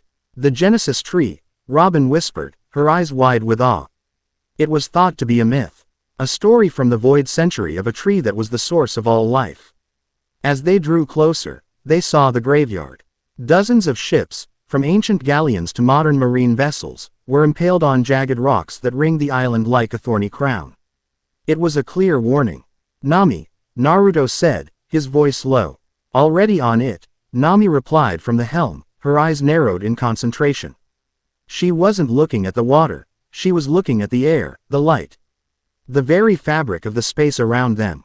It's an illusion, a complex one. The rocks aren't real, they're a projection, hiding the true path. It's a navigational puzzle. For an hour, she guided them through the phantom reef, calling out minute course corrections based on the subtle distortions in the light. It was a masterful display of intuition and skill that no one else in the world could have replicated. Finally, with a soft crunch, the kitsune's gambit beached on a shore of black, sandy obsidian. The air on the island was thick, heavy with the weight of ages. The jungle was a riot of impossible flora, glowing fungi, flowers that chimed like bells when they passed, and vines that retracted from their touch. Stay sharp, Naruto cautioned, his sage mode senses already active. This place, it's alive, but not in a way I recognize. They ventured inland, with Robin leading the way, her gaze sweeping over every carved stone and ancient vine. The path seemed to lead them toward the base of the colossal petrified tree. Soon, they came upon the first sign of intelligent design, a massive, arching gateway of the same obsidian-like wood, covered in carvings. The gate was sealed. A dead end, Yamato asked, rapping her knuckles on the gate. It was solid as a mountain. I can probably break it down. Wait, Robin said, holding up a hand. She ran her fingers over the carvings. They weren't pictures. They were riddles, written in the ancient script. It is a test. I have no voice, but I tell all stories. I have no body, but I hold all knowledge. What am I? The four of them looked at the riddle. Naruto and Yamato looked utterly blank. Nami tapped her chin, thinking of ledgers and charts. But Robin smiled. It was a riddle for her. History, she said aloud, her voice clear in the ancient silence. With a deep, grinding groan, the massive gate swung inward, revealing a pathway that descended into the earth, into the roots of the Genesis tree itself. The tunnels within were a marvel. The walls glowing with a soft, internal light from veins of what looked like solidified energy. But the path was not straightforward. It was a labyrinth of traps that tested more than just strength. One chamber began to flood with water, the only escape a complex lock that required them to align celestial symbols in the correct order, a puzzle Nami solved with startling speed. Her mind seeing the star patterns instantly. Another corridor was lined with statues that animated when they passed, their movements impossibly fast. Yamato charged in, ready for a brawl. But their stone fists hit with the force of a buster call. It was Naruto who saw the answer. Don't fight them back, he yelled. They're reflecting your own power. He stood perfectly still, and the statues froze, becoming inert. It was a test of control, of spirit over strength. Finally, they reached the heart of the root system. It was a vast, circular chamber, and in its center, resting on a dais of glowing wood, was a single, colossal poneglyph. It was different from any Robin had ever seen. It was not red, nor black, but a pure, crystalline white, and the characters etched upon it seemed to shift and swim in the ambient light. Standing before it, as if waiting for them, was a figure. It appeared to be a woman, tall and graceful, woven from the light and leaves of the island itself. She had no discernible features. Just a serene, humanoid shape. You have passed the trials of mind, spirit, and will, the figure said, its voice a chorus of rustling leaves and flowing water. You are the first to reach the heart of memory in 800 years. Who are you? Naruto asked, stepping forward, his hand resting near the kunai pouch on his leg. I am the guardian, it replied. A memory of this place, left behind to explain its purpose. This island, this tree, is a library. A poneglyph of the living world, containing the truths the victors of the Great War sought to erase. Robin stepped forward, her eyes fixated on the crystalline poneglyph, her heart pounding in her chest. The void century, she breathed. What happened? The world was larger then, the guardian explained, its form shimmering. Contact had been made with those who sail the dark sea between stars. The great kingdom welcomed them, shared knowledge, and grew in power and understanding. But the 20 kingdoms were fearful. They saw this new power not as a gift, but as a threat to their own ambitions. They made a pact with a jealous and hateful god, one of the star sailor's own ancient enemies. A holographic image projected from the poneglyph into the air above it. It showed the heavens, filled with strange, terrifying shapes. The gods from beyond the stars, the guardian's voice was laced with an ancient sorrow. Not all were benevolent. The one the 20 kingdoms allied with was a being of absolute consumption, of cosmic silence. A star-devouring maw. In exchange for their fealty, it granted them power. Immortality for their king, a mu, and weapons of unimaginable destruction. The image shifted, showing cities of light being consumed by fire and darkness. The images were horrifyingly familiar to Robin. It was Ohara on a global scale. The Great Cleansing. But the Great Kingdom had a final weapon, the Guardian continued. They could not destroy the star-devouring maw, so they did the only thing they could. They used the combined life energy of their entire kingdom, focused through the Genesis tree, to perform a great sealing. They imprisoned the entity, not in stone or steel, but in a cage of reality itself. A fold in space-time. Yamato, who had been listening with a rare, somber intensity, spoke up. They sacrificed themselves to save everyone. They did, the Guardian affirmed. But the seal was not perfect. It requires a key to remain locked. Amu, the immortal king, became its first jailer, his endless life a testament to his eternal duty and his eternal sin. His world government became the prison's walls, their absolute justice a desperate, tyrannical effort to prevent anyone from ever discovering the truth and seeking the power to unlock the cage. The Guardian's formless head turned, its attention focusing solely on Naruto. The air in the chamber grew heavy. The seal has been weakening for centuries, it said. But your arrival in this world has accelerated the process. The energy you possess, your chakra, it is fundamentally different from the haki and devil fruits of this reality. It is a life force that resonates on the same frequency as the Great Kingdom's sealing ritual. Your power, Orange Sun, is like a key. Naruto stared at the Guardian, the pieces clicking into place with a horrifying certainty. The visions, the celestial energy readings, the prophecy at the shrine. To the seal, your power feels like the signal to open, the Guardian explained. Every time you use your full strength, you are knocking on the prison door. The star-devouring maw is waking up, and it remembers the name of its enemy's champion, the one they prophesied would one day return to finish the fight, the Orange Sun. A heavy silence descended on the chamber, the weight of this revelation pressing down on them. Naruto was not just a powerful pirate who had stumbled into this world. He was an anomaly, a catalyst, a living key to a cosmic horror that had been sleeping for nearly a millennium. Robin walked slowly toward the poneglyph, her hand outstretched. She looked back at Naruto, Nami, and Yamato. She saw the shock in their faces, but beneath it, she saw something else, fierce. Unwavering resolve. They weren't afraid. They were angry. Naruto stepped forward, placing a hand on Robin's shoulder. He wasn't looking at the poneglyph or the Guardian. He was looking at her. His expression clear and determined. So that's the enemy, he said, his voice cutting through the silence. Not just a corrupt government, but the god they're hiding from. Good. It's better to have a target. Nami came to his other side, her hand finding his. You're not just a key, Naruto.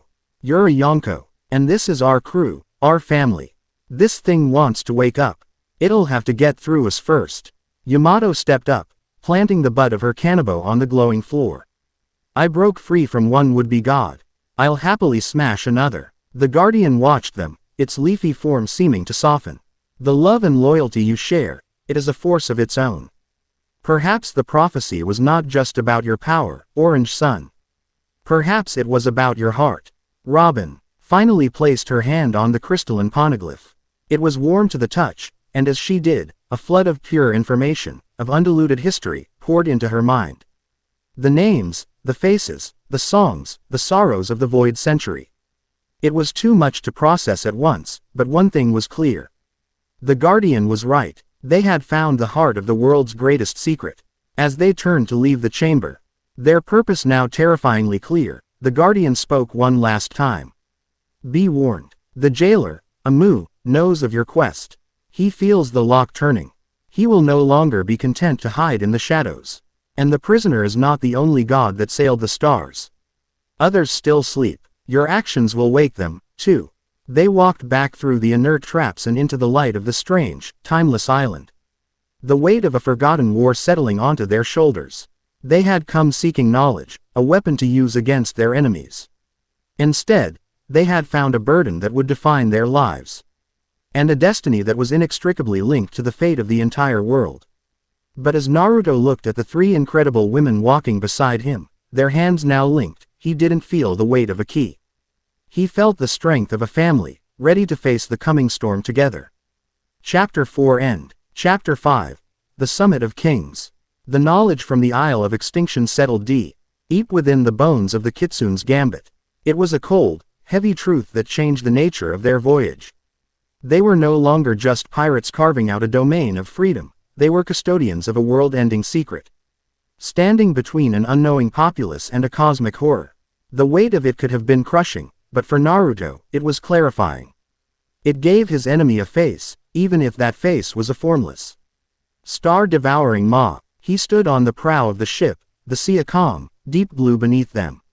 For 2 days, they had sailed in thoughtful silence, each of them processing the revelation in their own way.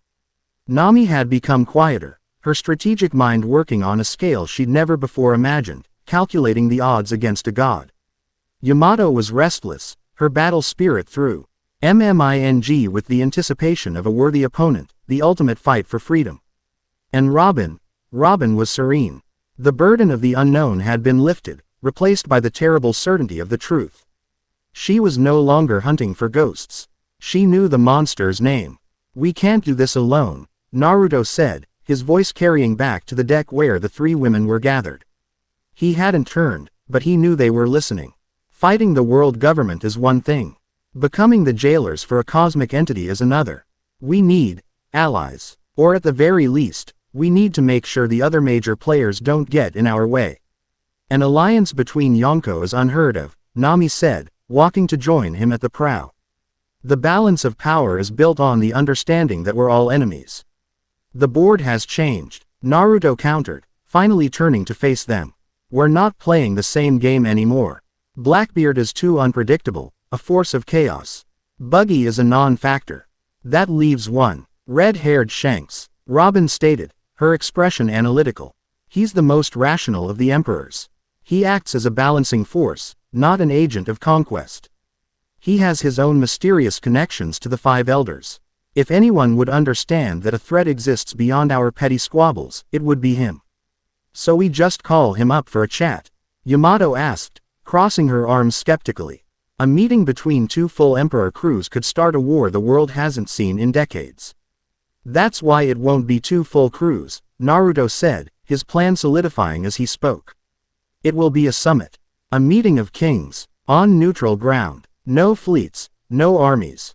Just a show of trust. I'll meet him with my three commanders. He can bring his. It was an audacious, incredibly risky gamble. To intentionally meet another Yonko with such a small force was to make oneself vulnerable. But it was also a statement of confidence, a gesture of respect that someone like Shanks might appreciate.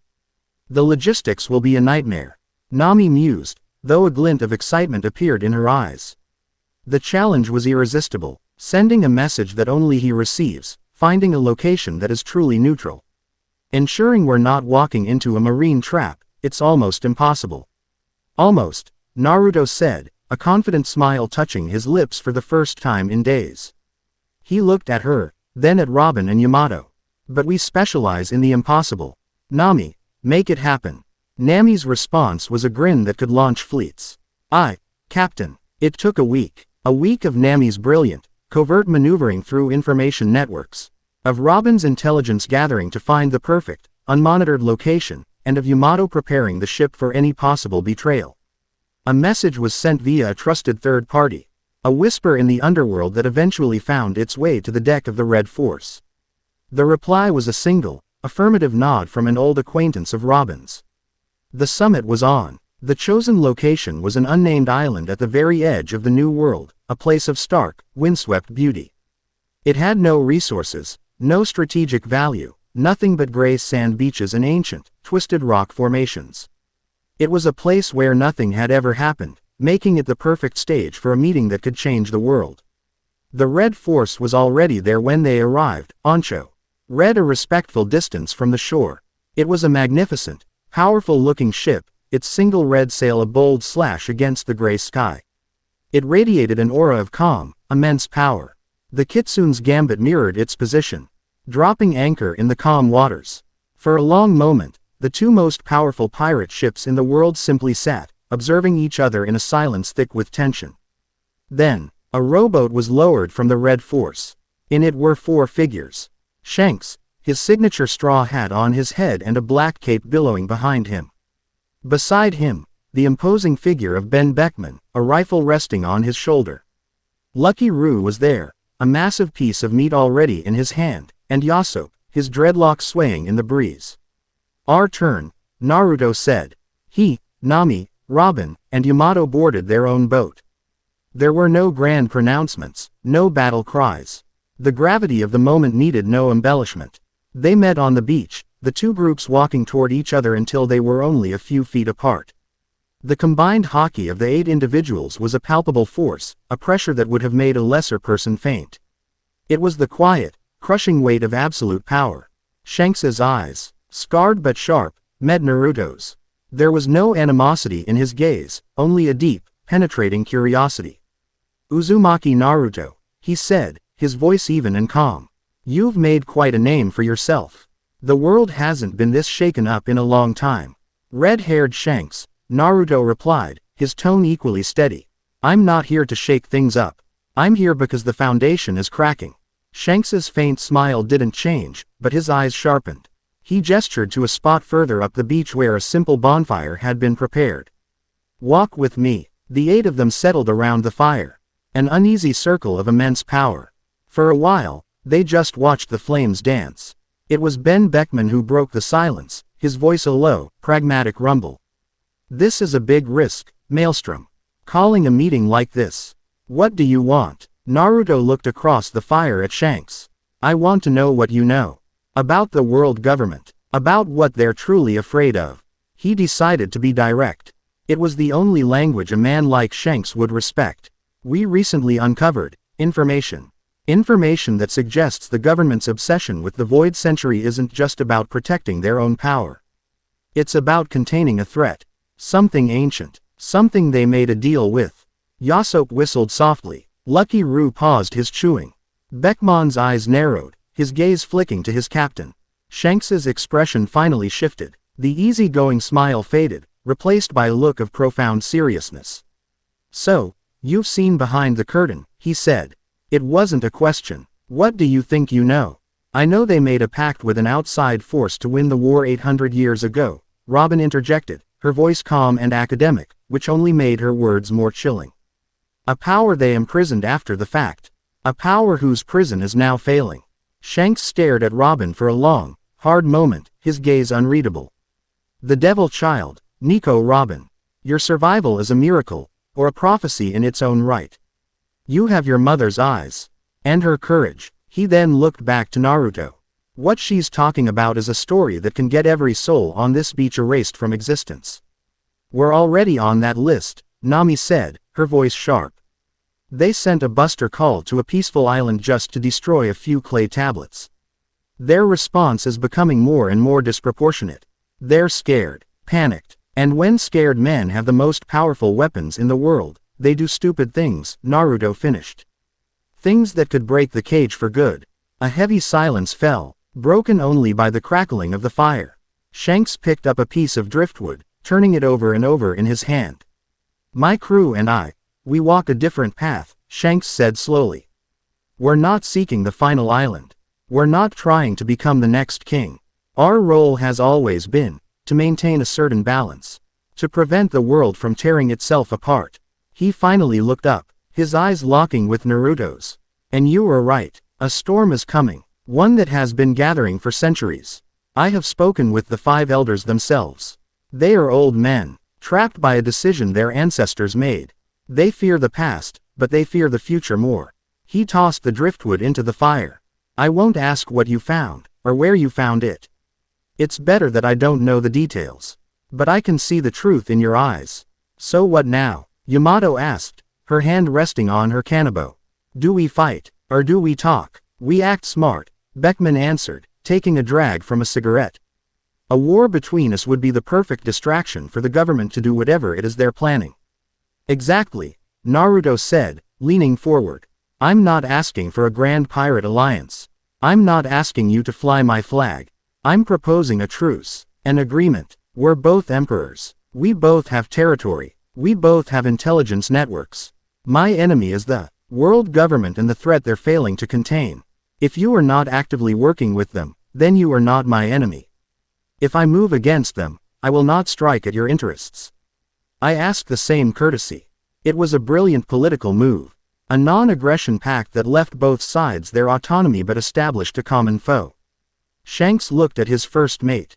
Beckman gave a slow, almost imperceptible nod. Shanks then looked back at Naruto, and his signature, easygoing grin returned. You've got guts, Uzumaki Naruto. And a damn fine crew, he said. He stood up and extended his hand. You have a deal. We'll keep to our own paths, but we'll make sure those paths don't cross. And if you hear thunder rolling in from the direction of Mary Geoise, I'd appreciate a warning. Naruto stood and grasped his hand. The handshake between 2 of the 4 emperors of the sea was firm, a silent treaty that could reshape the world's political landscape. As they rowed back to the Kitsune's gambit, the mood was electric. They had taken a monumental risk, and it had paid off. They had a powerful, undeclared ally in the most dangerous waters in the world. That night, the deck of the ship was lit with lanterns.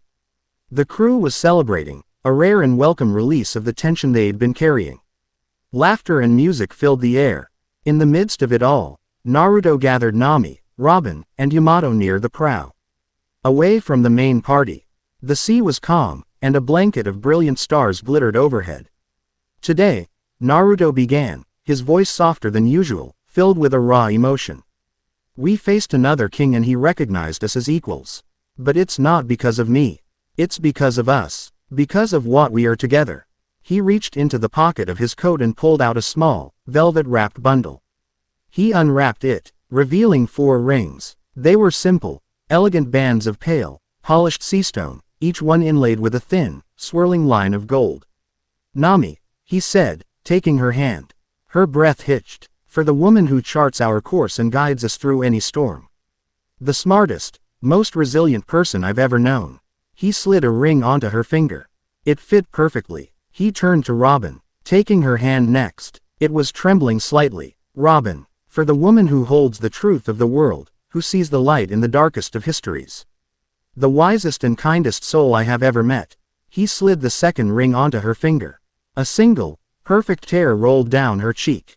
Finally, he faced Yamato, taking her strong, calloused hand.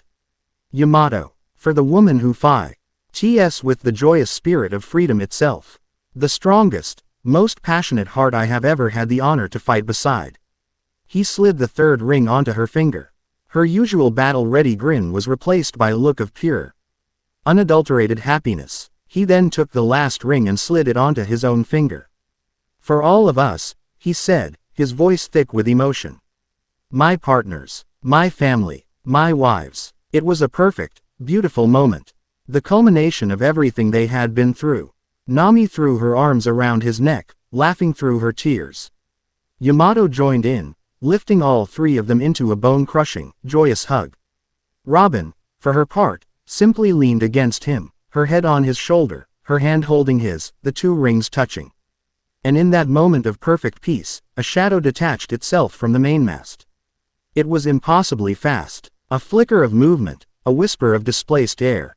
A figure clad in a stark white suit, a blank, expressionless mask covering its face. Cipher Pole Aegis 0. Its target was clear. It moved past Naruto, ignoring him completely, a blade of pure, compressed air, a Rankyaku, aimed directly at Robin's heart. The world seemed to slow down. Naruto's joy turned to ice-cold rage. But someone else was faster. Clang. A flash of white and turquoise. Yamato, who had been in the middle of a hug, had reacted with pure instinct. She had spun, her kanabo appearing in her hand as if by magic, and intercepted the deadly air blade. The impact sent a shockwave across the deck, silencing the party instantly. The CP-0 agent, its attack blocked, didn't hesitate. It used Geppo to leap into the air, flipping backward to create distance. Nami was already moving, her cleam attacked in hand. "Thunder trap," she yelled, and a web of electricity crackled in the air where the agent was about to land. But the agent was elite. It twisted its body in midair, pushing off the air itself to change direction, avoiding the trap. It landed silently on the ship's railing, its masked face regarding them. This was a violation of the highest order. An enemy had appeared on their ship, their home, in the middle of the ocean. It was a statement of terrifying reach. Naruto moved. He didn't enter Sage mode. He didn't call on Kurama's power. He was fueled by something far more potent, pure, undiluted fury. His family had been attacked. His home had been invaded. His moment of joy had been desecrated. He vanished. One moment he was by Robin's side, the next he was in front of the CP-0 agent on the railing, his hand clamped around the agent's throat. His speed was so immense it left a vacuum. And his conqueror's haki flooded the ship, a suffocating, terrifying pressure that made the very wood of the deck groan. "Who sent you?" Naruto's voice was a low, deadly whisper. That was more terrifying than any shout. The masked agent struggled, but it was like a fly caught in steel. It tried to form a Shigen with its free hand, but Naruto's grip tightened, and the sound of cracking bone echoed in the sudden silence. "Tell me," Naruto snarled, his blue eyes glowing with a faint, dangerous red light. The agent made a gurgling sound. A small, black pellet dropped from its sleeve and into its mouth. Its body went rigid. Naruto's eyes widened in realization. He hurled the agent away from the ship, out over the ocean. A second later, the agent's body erupted in a flash of white-hot light and a concussive blast, a self-destruct mechanism to prevent capture. The crew stared in stunned silence at the spot where the assassin had been. The celebration was over. The message had been delivered with brutal clarity. Naruto slowly unclenched his fist, his body trembling with rage. He turned back to his fiancée. He checked on Robin, his hands gently framing her face, his eyes scanning her for any injury. "I'm all right," she whispered, though she was shaken. "Yamato, you saved me." "Always," Yamato said, her voice a low growl, her knuckles white on her club. The attack had failed, but the meaning was clear. Amu knew. They knew about Robin, they knew about their quest for the truth, and they were no longer content to wait. The shadows were now reaching for them directly. Naruto pulled the three of them into a protective embrace. The rings on their fingers glinted in the lantern light. They were no longer just a symbol of their love and their future. They were a vow, a promise of mutual protection in a war that had just become terrifyingly personal. They were four sovereigns of a floating kingdom, and their enemy had just declared total war. Chapter 5 End. Chapter 6. The Celestial Dog. The jovial atmosphere of the engagement party had evaporated, leaving a chilling silence in its wake. The broken railing, the faint scorch mark on the deck, and the lingering scent of ozone were stark reminders of the violation. The crew moved with a grim, quiet efficiency, cleaning up the remnants of the celebration under the watchful, furious eyes of their captain and his commanders. The war had come to their doorstep, uninvited and lethally personal. Inside the captain's quarters, the mood was a crucible of rage and resolve. Yamato paced the length of the room like a caged tiger, her kanabo held in a white-knuckled grip. Nami stood over her chart table, but she wasn't mapping currents, she was staring at a map of the world, her expression hard as sea stone, as trying to divine the enemy's next move through sheer force of will. Robin sat in a high-backed chair, a cup of tea held in her hands, though she wasn't drinking. She was the calm center of the storm. But Naruto could see the faint tremor in her fingers. The attack had been aimed at her, a direct and brutal message from the world government. It was a vicious echo of her past, of a life spent looking over her shoulder.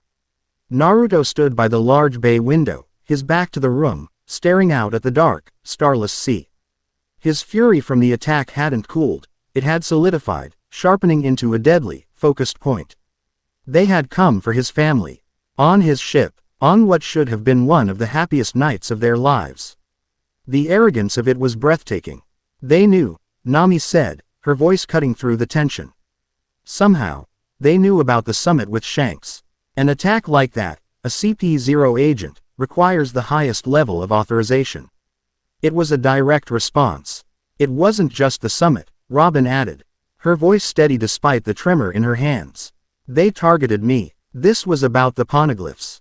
About Zetsumetsu. They know we have the truth, or that we're close to it.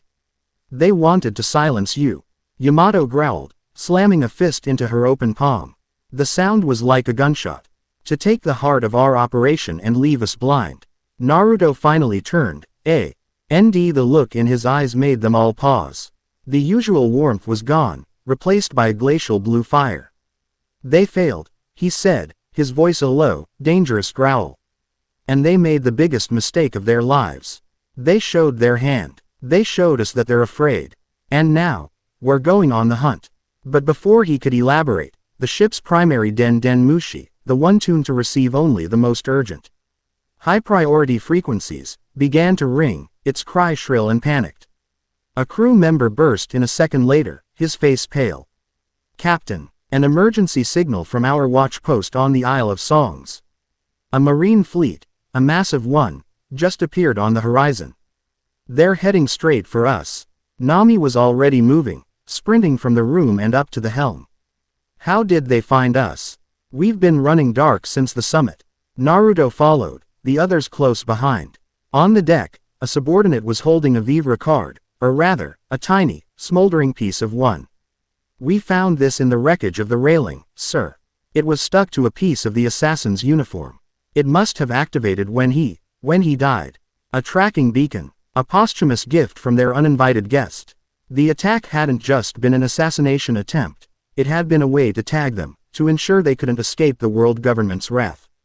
It was a trap, and they had been in it for hours." Naruto grabbed a spyglass. On the horizon, a fleet of black-hulled ships was resolving out of the morning mist. 10 warships, surrounding a vessel twice their size, a floating iron behemoth that could only be an admiral's flagship. They were arranged in the unmistakable, brutal formation of a Buster Call.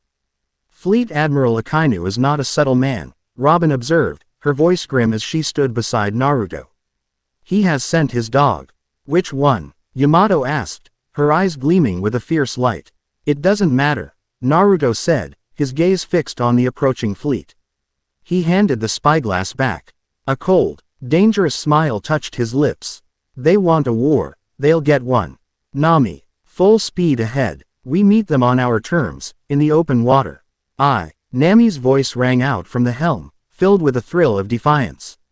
The Kitsune's gambit surged forward, not away from the fleet, but directly toward it, a single orange-sailed vessel challenging a fleet built for genocide.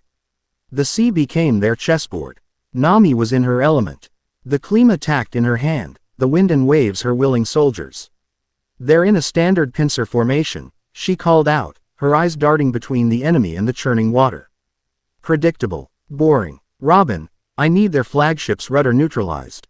5 minutes. 3 would be preferable," Robin replied calmly. She crossed her arms, petals fluttering around her as she closed her eyes. Her senses spreading across the water to the approaching ships. "Everyone else, brace yourselves," Nami yelled. She aimed her klima tacked at the sky. "Weather egg. Cyclone." A small, gray orb shot into the clouds. A moment later, the sky darkened, and the sea began to heave. A localized, brutally powerful storm cell formed directly in the path of the marine fleet. A ferocious headwind slammed into their sails, slowing their advance, while massive, rogue waves crashed over their bows, throwing the disciplined sailors into chaos. On the marine flagship, the indomitable Justice, Admiral Tokikage stood on the bridge, unmoved by the violent pitching of his vessel. He was a tall, severe man in a crisp white admiral's coat, his face a mask of stern lines and unwavering conviction. His subordinates called him the Iron Calamity, a man whose justice was as unyielding and absolute as the pressure of the deepest ocean. "She controls the weather," his vice admiral reported, his knuckles white as he gripped a railing. "We can't get a clear firing solution." "Then make one," Tokikage said, his voice a calm, deep baritone that cut through the storm's roar. He walked out onto the forward deck, the wind and rain plastering his coat to his frame. He held out a single, open palm. "Atsu Atsu no Mi, pressure dome." A shimmering, invisible field of force expanded from his hand, pushing back the wind and rain, creating a bubble of perfect calm 100 meters around the flagship. The waves themselves were flattened under the immense, unseen weight. The sailors stared in awe. "Fire at will," the admiral commanded. The cannons roared, but the Kitsune's gambit was no longer where it had been. Nami was using the storm as cover, weaving through the waves, her ship a phantom in the mist. As the cannonballs fell harmlessly, a series of muffled thuds were heard from the rear of the indomitable Justice. Robin opened her eyes. "The rudder's primary gear system has been disassembled," she announced with quiet satisfaction. A dozen sprouted hands had methodically removed the linchpins from the warship's steering mechanism deep within its hull. The flagship, for all its power, was now adrift, unable to turn. "Now," Nami yelled. The gambit burst from the fog on the fleet's port side, cannons blazing. But they weren't targeting hulls. They fired chain S, hot that shredded sails and specialized shells that exploded in clouds of thick, corrosive smoke, blinding the marine gunners. This wasn't a battle, it was a dissection. Nami was the scalpel, Robin the nerve agent, and the marine fleet was the helpless patient. Admiral Tokikage watched the systematic dismantling of his fleet, his expression finally hardening. "An impressive display," he said to the empty air. "But you are fighting the storm, not the mountain." He took a step off the edge of his ship.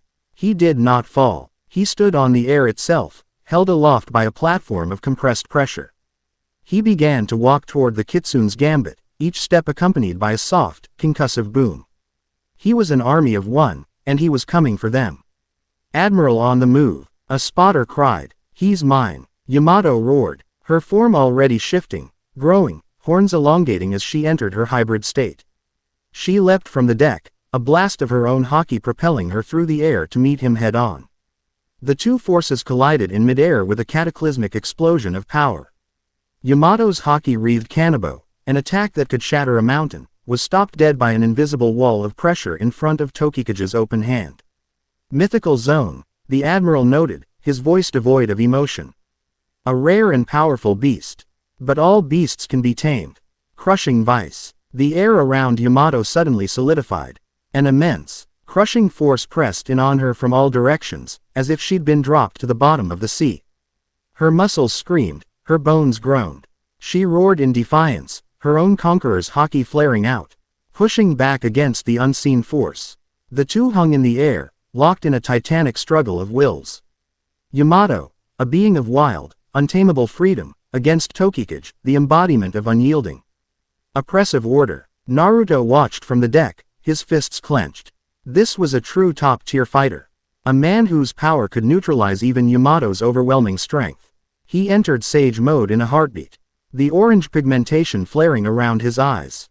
He created two shadow clones without a word. One began forming a massive Rasengan. The other began gathering nature energy. Tokikage, even while engaged with Yamato, sensed the threat. With a final, massive exertion of pressure, he blasted Yamato back toward her ship. She crashed onto the deck, her hybrid form sputtering. But she was back on her feet in an instant, snarling. The admiral turned his attention to Naruto. Uzumaki Naruto. The anomaly. The cancer at the heart of this new age of chaos. Your existence disrupts the balance. On behalf of the world, I will deliver justice. You are to be erased. The only thing that needs to be erased is your government's twisted idea of justice. Naruto shot back. He vanished, appearing directly in front of Tokikage in the air. The fight that followed was on a level that beggared belief. Naruto's sage-enhanced combat was fluid and powerful, each blow carrying the weight of nature itself. But Tokikage was a master. He used his pressure powers defensively, creating shields that absorbed Naruto's punches and kicks, and offensively, firing concussive blasts of compressed air that could pulverize steel. He didn't need to touch Naruto to hit him. Naruto adapted, using his superior senses to predict the attacks, weaving through the invisible blows. He hurled a Rasenshuriken. Tokikage met it with a wall of pressure so dense it detonated the attack prematurely, the resulting explosion of microscopic wind blades scattering harmlessly against his barrier. Your power is crude, Tokikage stated, his feet still planted firmly on the air. Unrefined. You are just a child playing with forces you do not comprehend. He clapped his hands together. Maximum pressure. Sea breaker. He pushed his palms toward the ocean. An immense column of pressurized force slammed into the water, parting the sea itself. Two towering walls of water rose on either side of the Kitsune's gambit, casting it in shadow, threatening to crash down and crush it. It was a display of power on the level of an earthquake or a tsunami. But Nami just laughed. You idiot, she screamed from the helm. You gave me weapons. She raised her cleam attack, which crackled with a furious energy. Tidal wave tempo. She didn't disperse the waves, she took control of them. With a gesture, shish. E sent the two colossal walls of water not crashing down on her ship, but hurtling toward the crippled marine fleet. The warships were tossed about like toys, smashed into each other, and swamped by the very sea they were meant to command.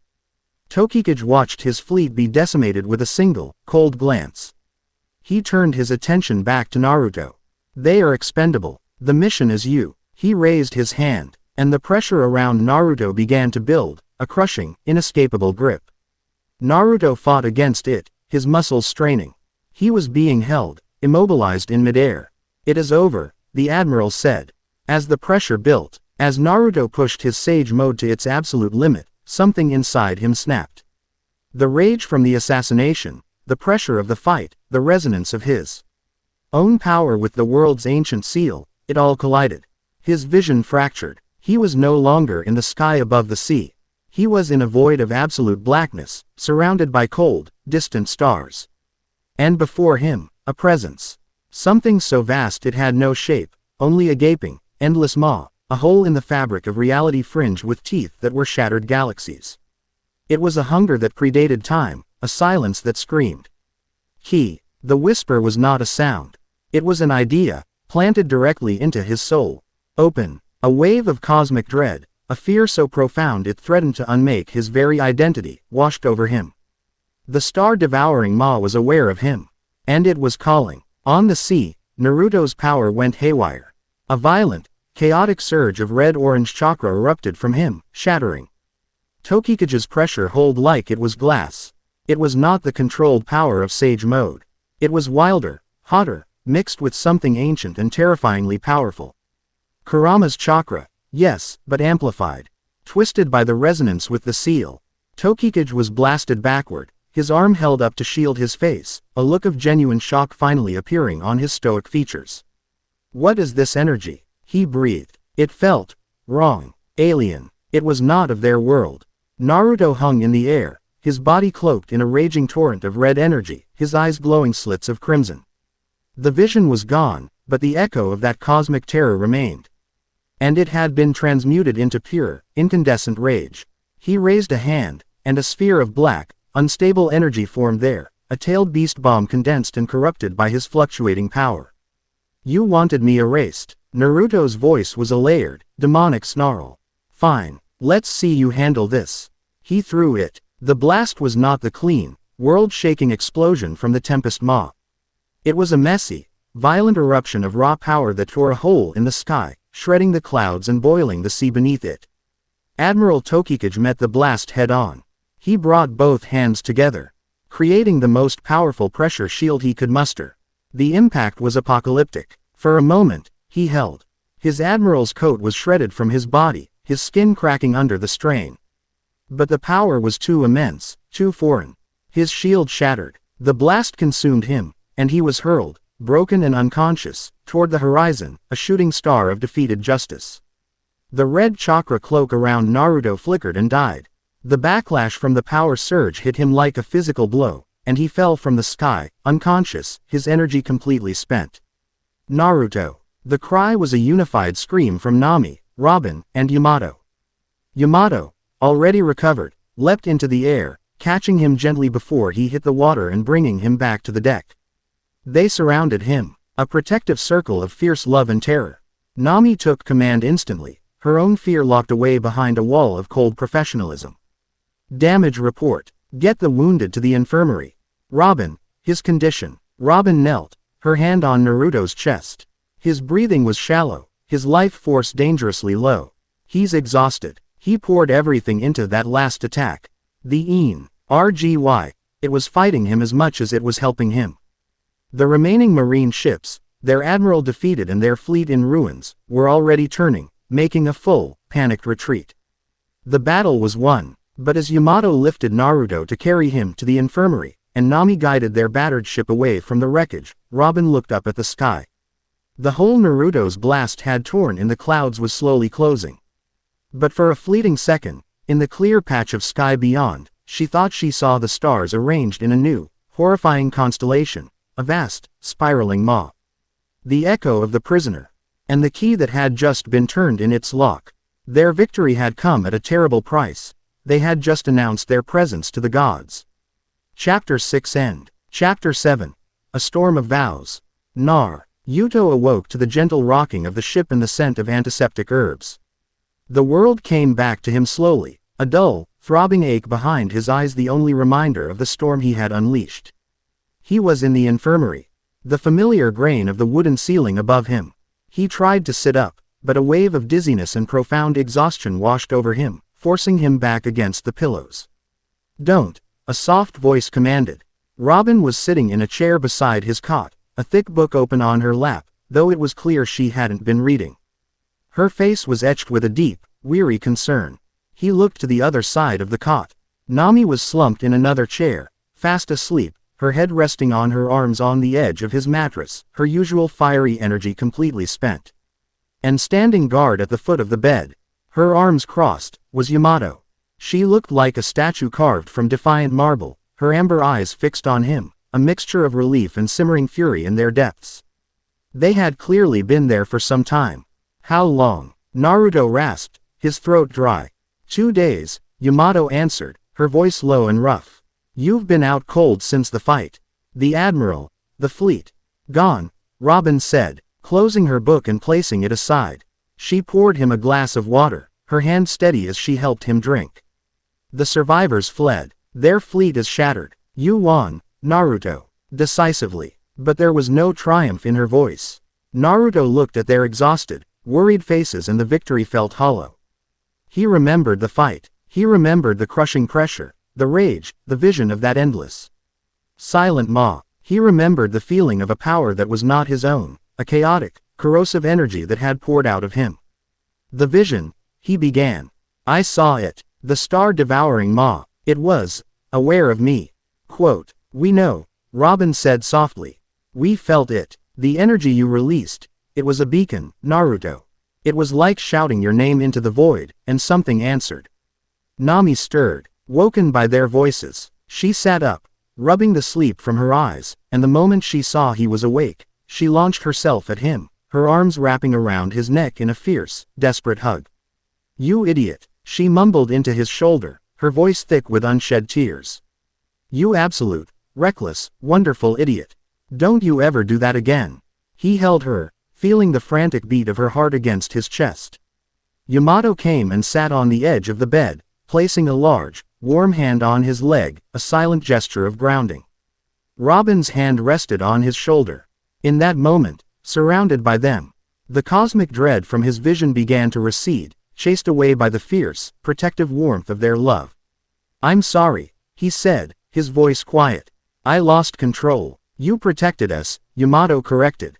Her voice fierce. You protected our home. But that power, it's a danger to you. It's a key, Robin affirmed, her gaze distant and analytical. The guardian on Zetsumetsu was right. When you are pushed to your absolute limit, your chakra resonates with the seal, and for a moment, the lock begins to turn. You're not just drawing on your own power, you're drawing on the chaotic energy of the prison itself. Quote, the implication was terrifying. To use his full strength was to risk waking the very entity they sought to keep contained. He was a living weapon that could trigger the apocalypse. The weight of it settled on him, heavier than any admiral's pressure. Seeing the shadow pass over his face, Nami pulled back, her expression shifting from relief to a hard, familiar resolve. She wiped the tears from her eyes with the back of her hand. No, she said, her voice sharp and clear. We are not going to do this. We are not going to let them win. Not the world government, not some cosmic starfish. They interrupted our party. They tried to kill Robin. They tried to break you. They want us to live in fear, to second-guess ourselves, to hide. I refuse. She stood up, her energy returning in a defiant surge. We're going to find the most beautiful, most defensible, most ridiculously hard to find island I have on any of my secret charts, and we are going to get married. We are going to have a celebration. We are going to live. That is how we fight back. We live, and we do it on our own damn terms. There was a stunned silence for a moment, and then Yamato let out a loud, joyous laugh. Yes, that's the answer. We'll have the best wedding in the entire world. Robin's tired face broke into a genuine, beautiful smile. A declaration of life in the face of oblivion. I like it. Naruto looked at them, at Nami's fiery defiance, Yamato's indomitable spirit, and Robin's quiet strength. They were right. Fear was a cage, and they had all spent too long in cages. His exhaustion seemed to lift, replaced by a deep, resonant warmth. He was a key, but he was also a man who had just been accepted by 3 of the most incredible women he had ever known. He would not let the shadow of one define the joy of the other. All right, he said, a real smile finally returning to his face. Nami, find us an island. Nami's grin was a thing of beauty and terrifying efficiency. I have just the place. She called it Evelgard, the sanctuary of the first dawn. It wasn't on any map, world government or otherwise. It was an island Nami had discovered years ago, a speck of land protected by a permanent, naturally occurring whirlpool and a series of treacherous reefs that made it accessible only during a single, 10-minute window at high tide during the full moon. It was a fortress built by nature. The island itself was a paradise. Gentle, rolling hills of impossibly green grass were dotted with ancient, flowering trees that filled the air with a sweet, calming fragrance. A series of waterfalls cascaded down cliffs of white stone into a crystal-clear lagoon. It was a place of profound peace, untouched by the world's ugliness. They spent a week there, letting the island's tranquility heal them. Naruto recovered his strength, the deep, spiritual exhaustion from his power surge slowly fading. There were quiet moments of reflection, of reaffirming the bonds that had been so violently tested. One evening, Naruto found Nami on the beach, staring up at the spray of stars, a chart held loosely in her hand. He sat beside her in the cool, gray sand. "Are you plotting a course to a new galaxy?" he asked gently. She chuckled, a soft, tired sound. "Just thinking. I spent so much of my life looking at the world as something to be conquered. Every island was a treasure to be plundered. Every current a challenge to be beaten. It was all about getting enough money to buy back my home." She looked at him, her brown eyes soft in the starlight. "Then I met you, and I realized a home isn't something you buy. It's something you build. It's not a place. It's this." She gestured between them, to the ship in the lagoon, to the island. "I navigate for you, Naruto, not because you're a Yonko, but because every course you set leads to more freedom. And being free, with you, that's the only treasure I ever really wanted." Another day, he found Yamato at the top of the highest waterfall, where she was engaged in a ferocious training session, her kanabo a blur of motion. He joined her, and they sparred, not with the intensity of their battle training, but with a light, joyous energy. Their laughter echoed in the spray of the falls. "My father wanted me to be a weapon," she said, panting, as they sat on the cliff's edge, dangling their feet over the long drop. "He gave me his power, his name, his ambition, but it was a cage. I fought for Odin's ideals because they represented freedom, the freedom to be something else." She bumped her shoulder against his. "You never asked me to be anyone but me. You celebrate my strength instead of trying to chain it. With you, I'm not Kazuki Odin. I'm not Kaido's son. I'm just Yamato. And fighting for our freedom, our family, that's a cause that's truly my own." And in the quiet of the ship's library, where Robin was poring over the scrolls from Lyra's respite, he sat with her for hours, not speaking, simply being a comforting presence. "All my life, history has been a tragedy," she finally said, her fingers tracing the faded script on a scroll. "A series of patterns, of betrayals and destruction, repeating over and over. I was an observer, a ghost condemned to read the final, sad chapters of a world that didn't want me." She looked up, her dark, knowing eyes meeting his. "You don't fit any of the patterns, Naruto. You're the impossible variable. You don't just read history, you break it and write a new one." Her hand found his, her touch soft as a whisper. "You are my new chapter. The one with a happy ending." The day of the wedding arrived with a sky of perfect, cloudless blue. The ceremony was not a grand affair. There were no kings or dignitaries, only their family, the core crew of the Kitsune's Gambit, who had lined a cliffside path with glowing flowers from the island's jungle. The four of them stood on a flat, grassy promontory overlooking the lagoon as the sun began its slow, golden descent toward the horizon. They wore simple, elegant clothes, their wedding bands gleaming on their fingers. Naruto looked at the three women before him, his heart so full it felt like it might burst. "I don't have any grand words," he began, his voice thick with emotion. "I just know that my life was a path that led to you. Nami, you are my compass, the one who finds the way when I am lost. Robin, you are my anchor, the one who holds our truth and gives us purpose. Yamato, you are my shield, the one whose spirit makes us unbreakable." He looked at all of them, his blue eyes shining. "You are my home. I vow to protect this home, to cherish it, and to fight for our future, together, until my last breath." Nami stepped forward, her eyes glistening. "I vow to navigate the storms, both on the sea and in our lives. I will find the safe harbors and the hidden treasures. My charts will lead us to a future you deserve, Naruto. A future where we are all free." Yamato was next, her usual fierce grin softened by tears. "I once fought for a ghost's dream. Now, I fight for our reality. I vow to be the wall that stands between our family and the world. No blade, no fist, no god will ever touch you while I stand. This is my freedom, and my joy." Finally, Robin stepped forward, her serenity radiating like a gentle light. "I have spent a lifetime searching for the words of the past. With you, I have found the poetry of the present. I vow to be the keeper of our story, to ensure that the tale of the Crimson Tide is one of hope, love, and defiance. My life is yours, Naruto. My past, my present, and my future." They sealed their vows not with a formal pronouncement, but by simply coming together, a four-way embrace under the setting sun as their crew cheered, their voices echoing across the peaceful lagoon. Later that night, after a heartfelt celebration with their crew, the four of them were alone in the captain's quarters. The room was filled with the soft glow of lanterns, the gentle sound of the sea a soothing backdrop. There was a comfortable, profound silence between them. They were a unit, a strange and wonderful constellation of 4 stars that had found their orbit. Naruto lay with his head in Robin's lap. Nami leaned against his side, her hand intertwined with his, and Yamato sat at their feet, her head resting against his legs, her powerful form completely at ease. It was a moment of perfect, unassailable peace, a life they had built together, stolen from the jaws of a world that sought to tear them apart. On the other side of the world, in the cold, silent heart of Mary Geoise, a figure stood before the empty throne.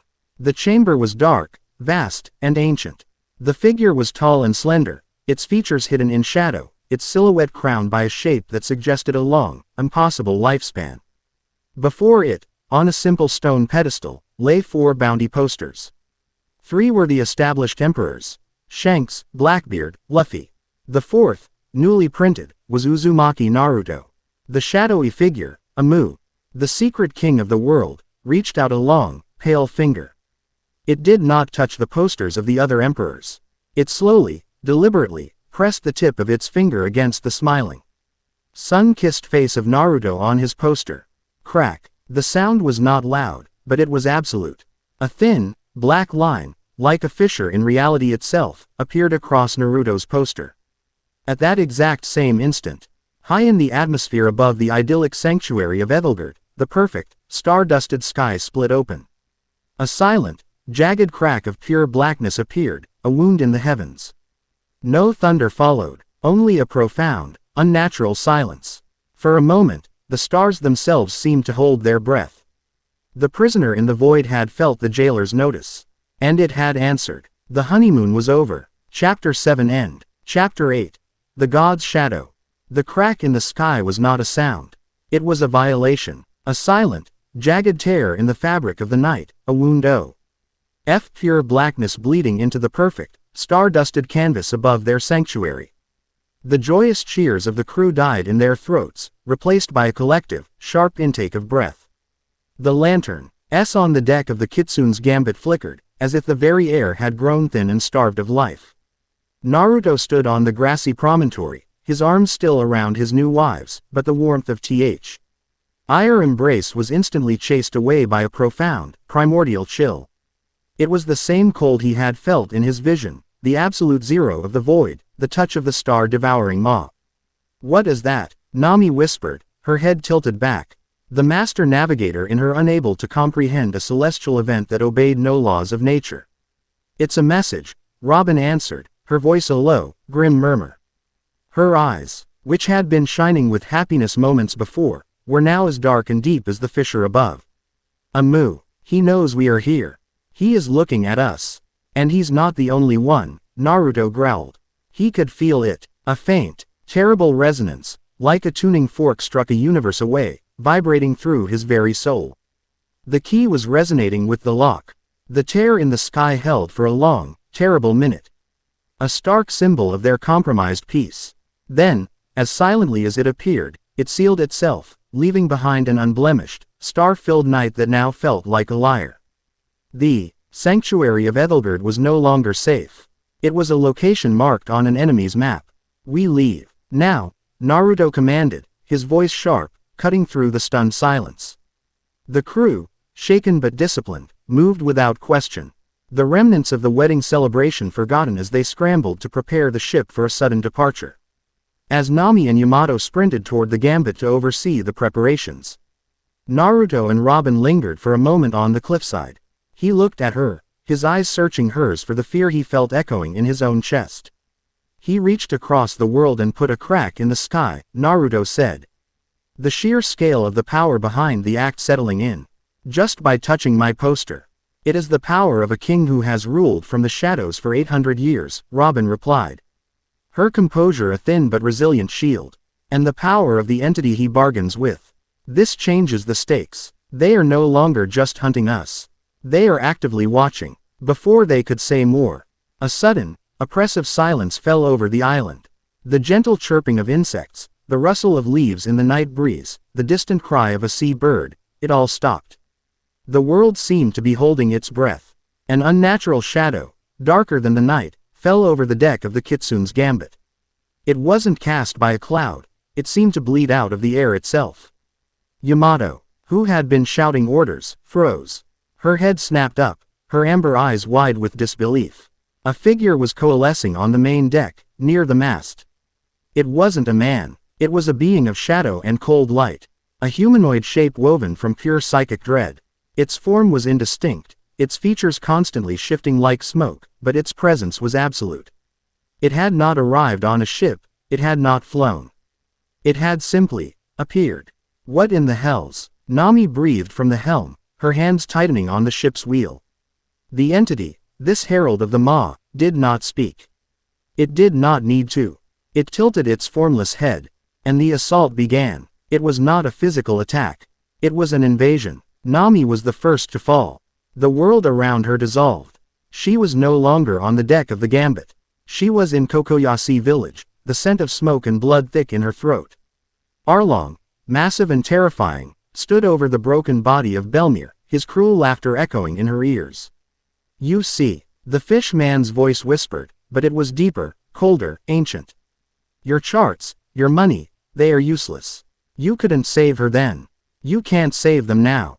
The vision shifted. Naruto, Robin, and Yamato lay broken around her, the beautiful deck of their ship in flames. Your love is a transaction, navigator. A trade for safety. But you are a poor strategist. You have allied with a losing cause. And your payment will be ash. The despair was a physical weight, crushing the air from her lungs. She sank to her knees, her brilliant mind caught in a loop of its own worst fears.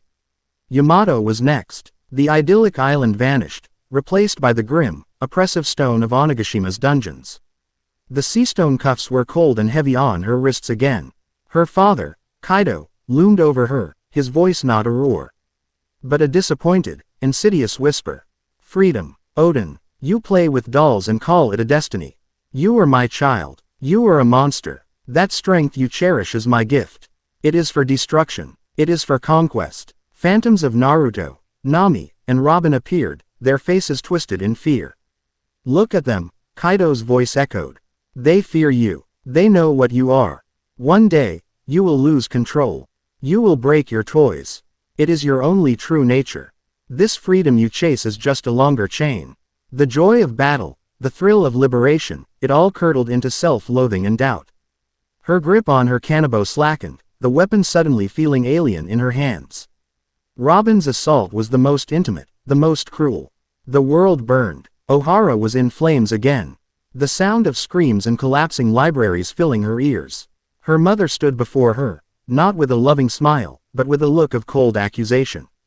You survived, she whispered, her voice layered with the herald's chilling echo. Why? All that knowledge, lost.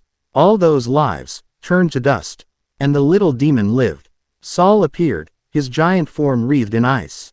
You were not my friend. You were my doom. Then the vision sharpened, becoming unbearably real. Naruto stood before her, his face hard, his blue eyes cold as a winter sea. We can't keep you, Robin, he said, his voice laced with disgust. You're a danger to us all. The world government will never stop hunting you. You bring ruin wherever you go. Nami and Yamato stood behind him, their expressions mirroring his. It's time for the devil child to be alone again, Nami sneered. It was every fear she had ever harbored, every whisper of insecurity, given voice by the people she loved most. Her carefully constructed composure shattered. And a single, silent tear, the culmination of a lifetime of pain, traced a path down her cheek. Naruto, standing on the cliffside, felt the psychic shockwave of the attack. He saw Nami collapse, Yamato tremble, and the light go out of Robin's eyes. And then the herald turned its attention to him. But its attack was different. It did not show him pain. It showed him promise. The world shifted, and he was standing in the ruins of Konoha, the broken faces of the Hokage monument staring down at him. But then the vision changed. The village rebuilt itself in an instant, grander than before. The faces on the mountain were all his. The herald's voice, a seductive, calming whisper, entered his mind. This could all be yours again. I can send you back. Your old life, why? Our old friends. They are waiting for you. Naruto gritted his teeth, the image of his wives' tormented faces burning in his mind. No, the vision changed again. He was standing before the 5 elders in a cowering Amu. They were bowing to him, offering him the world on a platter. You are the key, but a key can also be a master.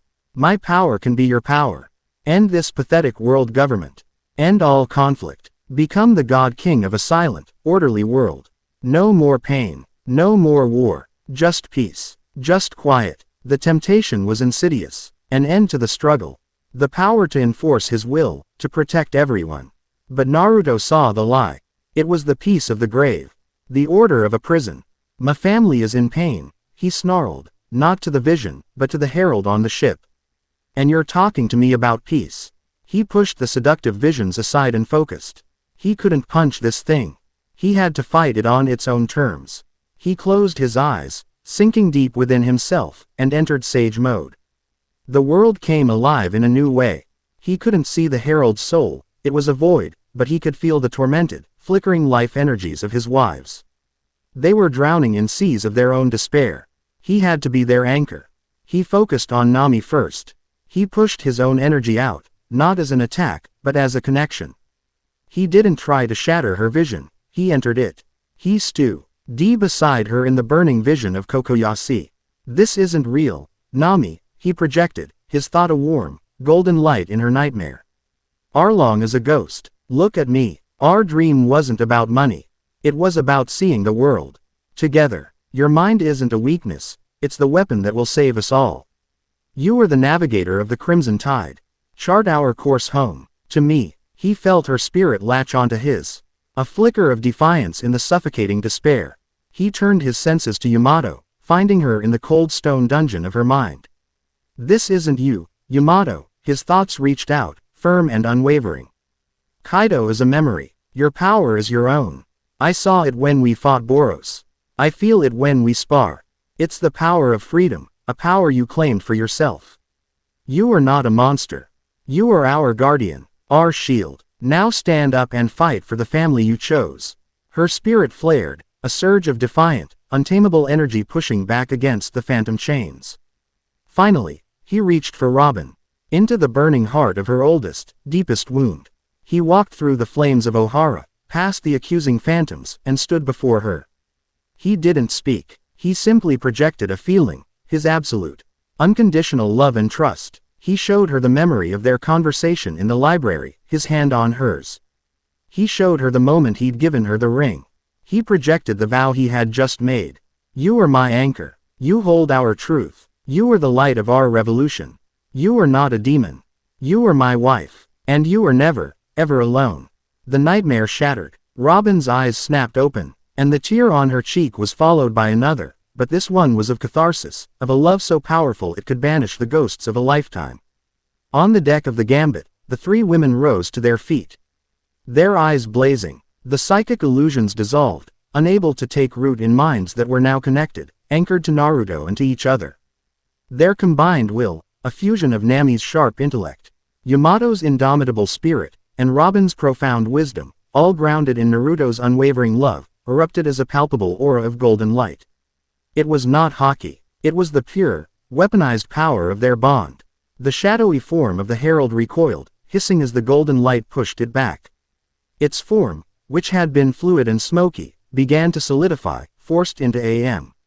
or stable state by their unified psychic pressure. It now looked like a tall, featureless being of polished obsidian, a dark mirror reflecting their light. It finally spoke, its voice a chorus of why. Spurs that seemed to come from everywhere at once. The bond is strong, a rare anomaly, but it will not save you. Its featureless face turned to Naruto. Key bearer. The great silence is coming. The jailer's time is at an end. Our master is waking. Surrender the key. Give yourself to the maw, and your passage into the quiet will be painless. A merciful end. And if we refuse, Naruto called out from the cliff, his own voice ringing with power. The herald tilted its head. To resist is to suffer. This world will be unmade. Every voice will be silenced. Every light will be extinguished. The pathetic spark of power Amu has wielded for 800 years is but a dying ember from our master's true fire. You cannot fight a god. You can only delay the inevitable silence. With its ultimatum delivered, the herald's form began to dissolve, not in a flash, but by simply fading, its obsidian body becoming translucent, its oppressive presence receding from the island. Within seconds, it was gone. The instant its presence vanished, the sounds of the island returned in a sudden rush. The insects, the wind, the sea, it was all there, as if it had never left. The four of them stood, panting, not from physical exertion, but from a spiritual battle that had pushed them to their absolute limits. Their new marriage had been forged in peace and joy, and it had been baptized in cosmic fire. Naruto leapt from the cliff, landing silently on the deck. He went to them, and they came together in the center of the deck, a tight, four-way embrace. They were all trembling, the phantom pains of their deepest fears still echoing within them. But they were together. They had held the line. Everyone to the ship, Nami yelled, her voice shaking but firm, breaking away from the embrace. Raise the anchor. We're leaving this cursed paradise behind. As the Kitsune's gambit pulled away from the shore of the now tainted sanctuary, the four of them stood at the prow, watching the beautiful island recede. They were battered, their souls bruised, but their resolve had been forged into something harder than any poneglyph. They had faced the shadow of their true enemy. They had heard its voice and felt its power. And they had survived. They set sail not for any known destination, but into the heart of the storm, their rings glinting like defiant stars against the encroaching darkness. Chapter 8 End. Chapter 9. The Siege of Mary Geoise. The escape from Ethelgerd was a grim, silent affair. The herald's psychic assault had left invisible wounds, a lingering poison of doubt and fear that clung to them like the damp sea air. For days, they sailed through the treacherous waters of the New World, the usual easy camaraderie on the Kitsune's gambit replaced by a tense, watchful quiet. They were no longer just a Yonko crew on the run. They were fugitives from a god, marked by the secret king of the world. Naruto felt the change in all of them. Nami's strategic planning had taken on a feverish intensity. Her charts no longer just maps of the sea, but diagrams of a world filled with enemies, every island a potential trap. Yamato trained with a relentless ferocity, pushing her body and her powers to their limits. As if trying to build a physical wall strong enough to keep the formless horrors at bay. Robin spent nearly all her time in the archive, poring over the stolen texts, her face illuminated by the glow of a single lamp. Searching for a weakness, a precedent, a sliver of hope in the grim history she was uncovering. The four of them still found solace in each other, in quiet moments in the dead of night. Their hands intertwined, a silent promise of solidarity. But the shadow of the ultimatum lingered. Surrender the key, or the world will be unmade. It was on the fourth night, in the captain's quarters, that Naruto broke the silence that had been suffocating them. He stood before a large map of the world pinned to the wall, a map Nami had marked with the known locations of marine bases, cipher pole strongholds, and the territories of the other emperors. We're reacting, he said, his voice cutting through the quiet. The three women looked up from their tasks. We were attacked, so we ran. We're sailing without a destination, waiting for the next blow to fall. We're playing their game. What other choice do we have? Nami asked, her voice weary. We're facing an enemy. Why that can put a crack in the sky and send an assassin made of nightmares to our doorstep. A direct confrontation is suicide. No, Naruto said, turning to face them, his eyes burning with a new, dangerous light. A direct confrontation is the only thing they won't expect. They want us to hide. They want us to be afraid. They think they're the only ones who can reach across the world and strike at the heart of their enemy. He tapped a single, infamous point on the map, a place so audacious it was almost unthinkable. The red line. Mary Geoise. We're going to stop running, he declared, his voice ringing with absolute conviction. We're going to take the fight to them. We're going to the home of the gods themselves. A stunned silence filled the room. To attack Mary Geoise was not just an act of war, it was an act of sacrilege. A direct assault on the very center of the world's power. It was the one place considered truly untouchable. Naruto. That's insane, Yamato said, her usual boss. TTLE lust tempered by the sheer scale of the suggestion. The entire might of the Marines is dedicated to protecting that place. The admirals, Cypher Pole, the Holy Knights, it's a fortress. A fortress protects something, Robin said, her mind racing, already seeing the terrifying logic in Naruto's plan. The guardian on Zetsumetsu called Amu the jailer. The 5 elders are his wardens. Mary Geoise isn't just a holy city. It's the control room for the prison. She looked at Naruto, her eyes wide with a dawning, terrifying understanding. You're not going there to fight them. You're going there for the lock itself. Exactly, Naruto confirmed. We've been trying to understand the seal from the outside. But the ones who hold the key, the ones who know its true nature, are sitting on the empty throne. We're not going to siege the city. We're going to perform a surgical strike.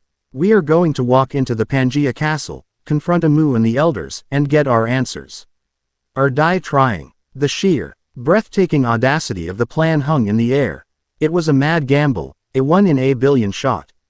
And Nami began to smile. The weariness in her eyes was replaced by a brilliant, manic gleam of strategic genius. A madman's plan, she breathed, walking to the map. Which means they'll never see it coming. Her fingers began to fly across the chart.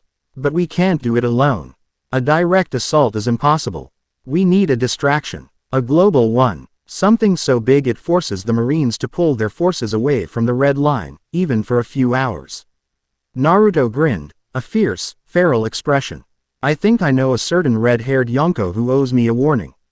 The plan that followed was a masterpiece of coordinated chaos, a symphony of rebellion conducted by Nami. A message was sent to Shanks. Not a request for an alliance, but a simple, chilling statement of intent. We are striking at the heart. Distract the dogs of war.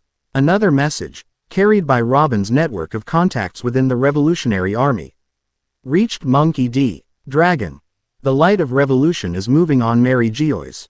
The time for shadows is over. The world erupted. Shanks, true to his word, made his move. The Red Hair Pirates, for the first time in 6 years, went on the offensive.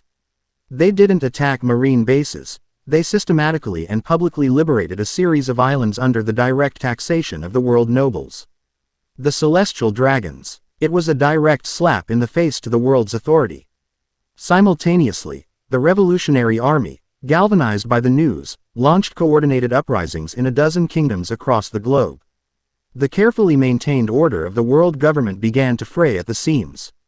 The response from Marine headquarters was frantic. Fleets were dispatched. Admirals were mobilized. The full attention of the world's military might was suddenly focused on the fires breaking out on its periphery.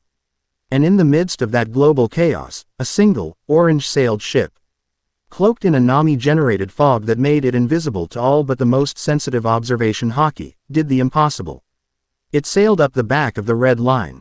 Using a secret, ancient route Robin had uncovered in her research, a series of interconnected sea caves and vertical waterways, they bypassed the official ports of entry. It was a perilous, claustrophobic journey that pushed Nami's navigational skills to their absolute limit. At the top, they emerged into the calm, unnaturally pristine waters that surrounded the holy city. Mary Geoise was a city of sickening, beautiful hypocrisy. Golden spires reached for the heavens. Pristine white marble boulevards were lined with lush, manicured gardens. But beneath the beauty, Naruto could feel the rot, the centuries of suffering and arrogance that had soaked into the very stones. They docked not in the main harbor, but in a hidden, private inlet reserved for the supply ships of the Celestial Dragons, a blind spot in the city's defenses Robin had identified. Their infiltration had begun. The city was in a state of controlled panic. The news of the global chaos had reached them, and while the Holy Knights and the remaining guard forces were on high alert.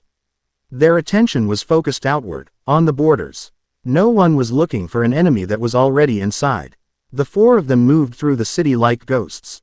Nami created subtle mirages and weather distortions to confuse patrols. Robin used her abilities to gather intelligence, her sprouted eyes and ears picking up on guard rotations and security protocols.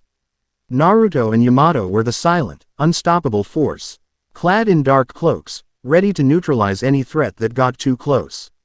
Their target was the Pangaea Castle, the gargantuan structure that sat at the city's heart, where the five elders convened and the empty throne sat waiting. Security is threefold, Robin whispered, as they hid in the shadow of a gilded archway, looking at the castle's main gate. The outer guard, the castle's internal sentries, and the personal guard of the Gorosei themselves. Getting in the front door is impossible. We're not using the door, Naruto said. He pointed upward, toward the castle's highest spire. A needle of dark stone that seemed to pierce the sky. We're going in through the roof. What followed was a breathtaking display of their unique skills. Yamato, using her immense strength, created a foothold, bending a holy steel lamppost to serve as a launching point. Naruto, using chakra to cling to the sheer marble walls, scaled the castle with impossible speed, a line of specialized rope in his hand. He secured it at the top, and the other three followed, ascending into the clouds, above the notice of the guards below. They found themselves on the cold, windswept roof of the castle. The whole of Mary Geoise spread out beneath them. The air here felt thin, ancient, and heavy with secrets. The throne room should be directly below the central spire, Robin directed, her hand on the cold stone. But the walls are infused with sea stone. I can't sprout limbs through them. Then we'll make our own door, Yamato grinned, hefting her kanabo. Quietly, Naruto cautioned. He placed his hand on the stone roof. He entered sage mode, not for a fight, but to feel the structure of the castle, the vibrations of the guards within, the flow of energy.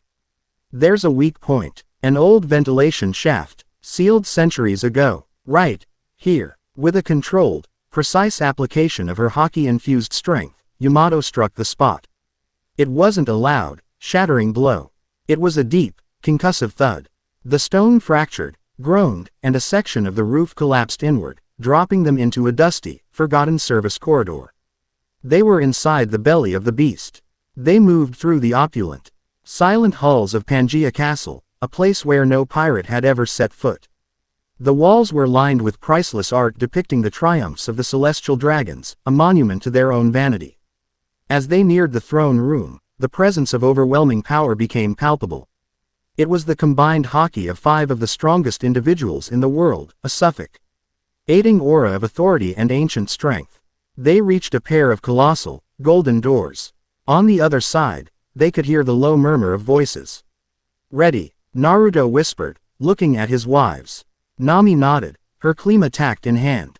Robin crossed her arms, a flurry of petals around her. Yamato's grin was sharp and predatory. Naruto didn't knock, he kicked. The golden doors, each weighing several tons, exploded inward. Ripped from their hinges, the four of them stepped through the breach and into the legendary chamber of the empty throne. The room was vast, circular, and lined with pillars. At its center stood the throne, a simple, unadorned seat of stone that radiated an aura of immense, forbidden power. Before it stood the five silhouettes they had only ever seen on posters or in intelligence briefings. The five elders. They were not the frail, old politicians the world believed them to be. The moment the doors burst open, they had moved, their forms blurring as they took combat stances. The elderly, sword-wielding man now held his blade, its edge humming with a power that made the air itself tremble. The tall, blond man's hands had become sharp talons. The others radiated auras of monstrous strength. These were not just rulers. They were warriors of the highest caliber. Uzumaki Naruto, the swordsman said, his voice like grinding stone. You have committed the ultimate heresy.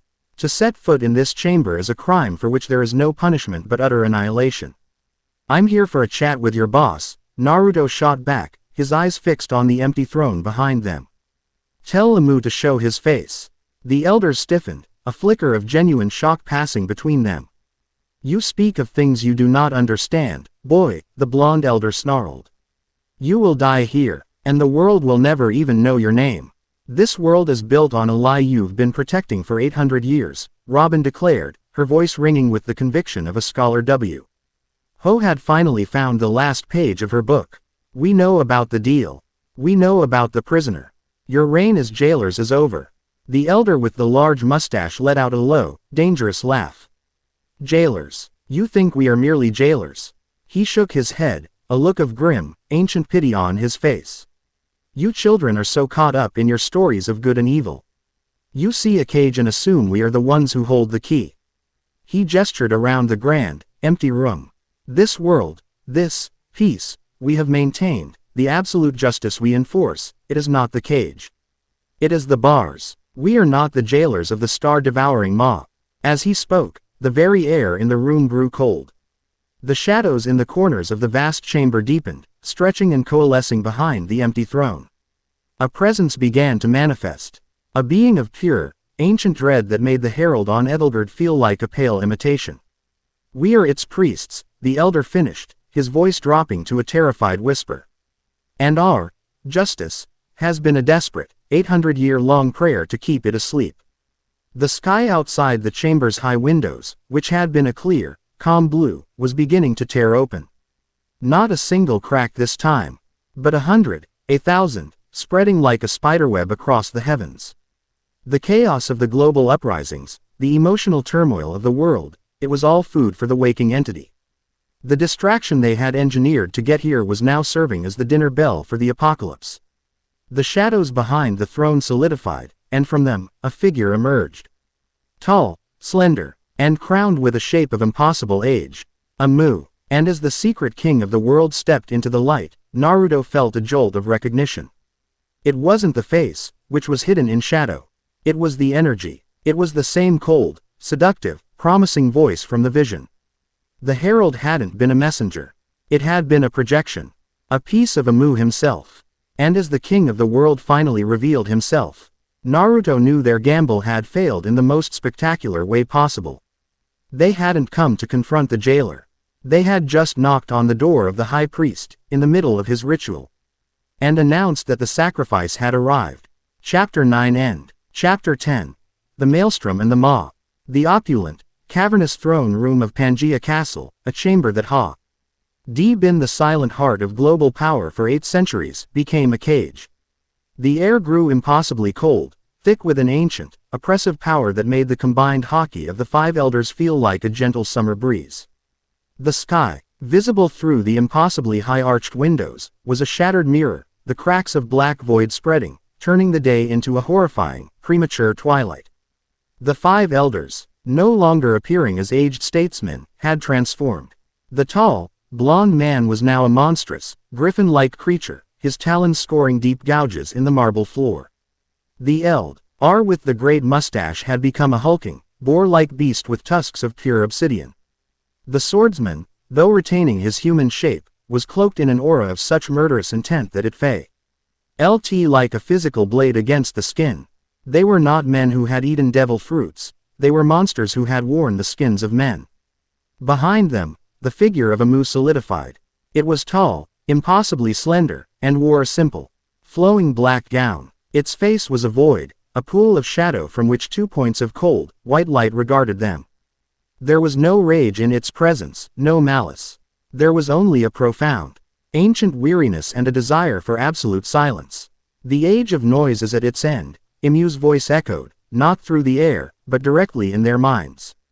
It was the same seductive, chilling voice of the herald. Your rebellion, your love, your hope, it is all just meaningless sound, agitating the great silence.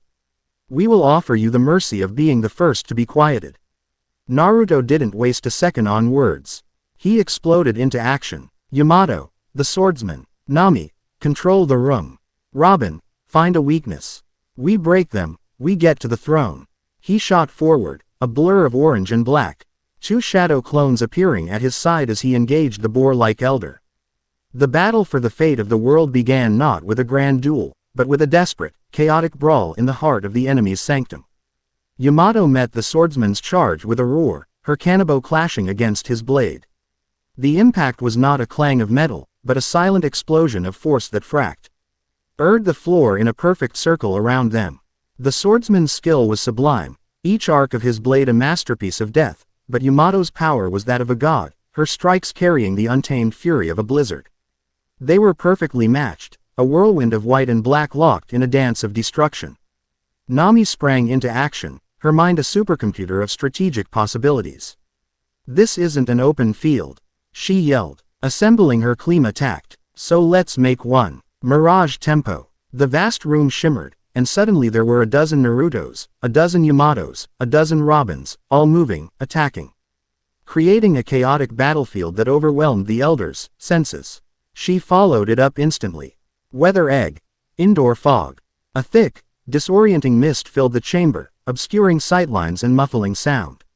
The griffin-like Elder screeched in fury and took to the air, flapping its massive wings to disperse the fog. But as it rose, a chain of 100 arms erupted from its own back, wrapping around its wings, its neck, its legs. See and fleur. Delphinium. Robin's voice was calm amidst the chaos. The massive creature was grounded, roaring and struggling as it was slammed back down to the floor, immobilized. Naruto's clones, meanwhile, were harrying the other elders, their Rasengans forcing the powerful beings onto the defensive. The real Naruto, enhanced by Sage Mode, was trading blows with the boar, his fists glowing with haki.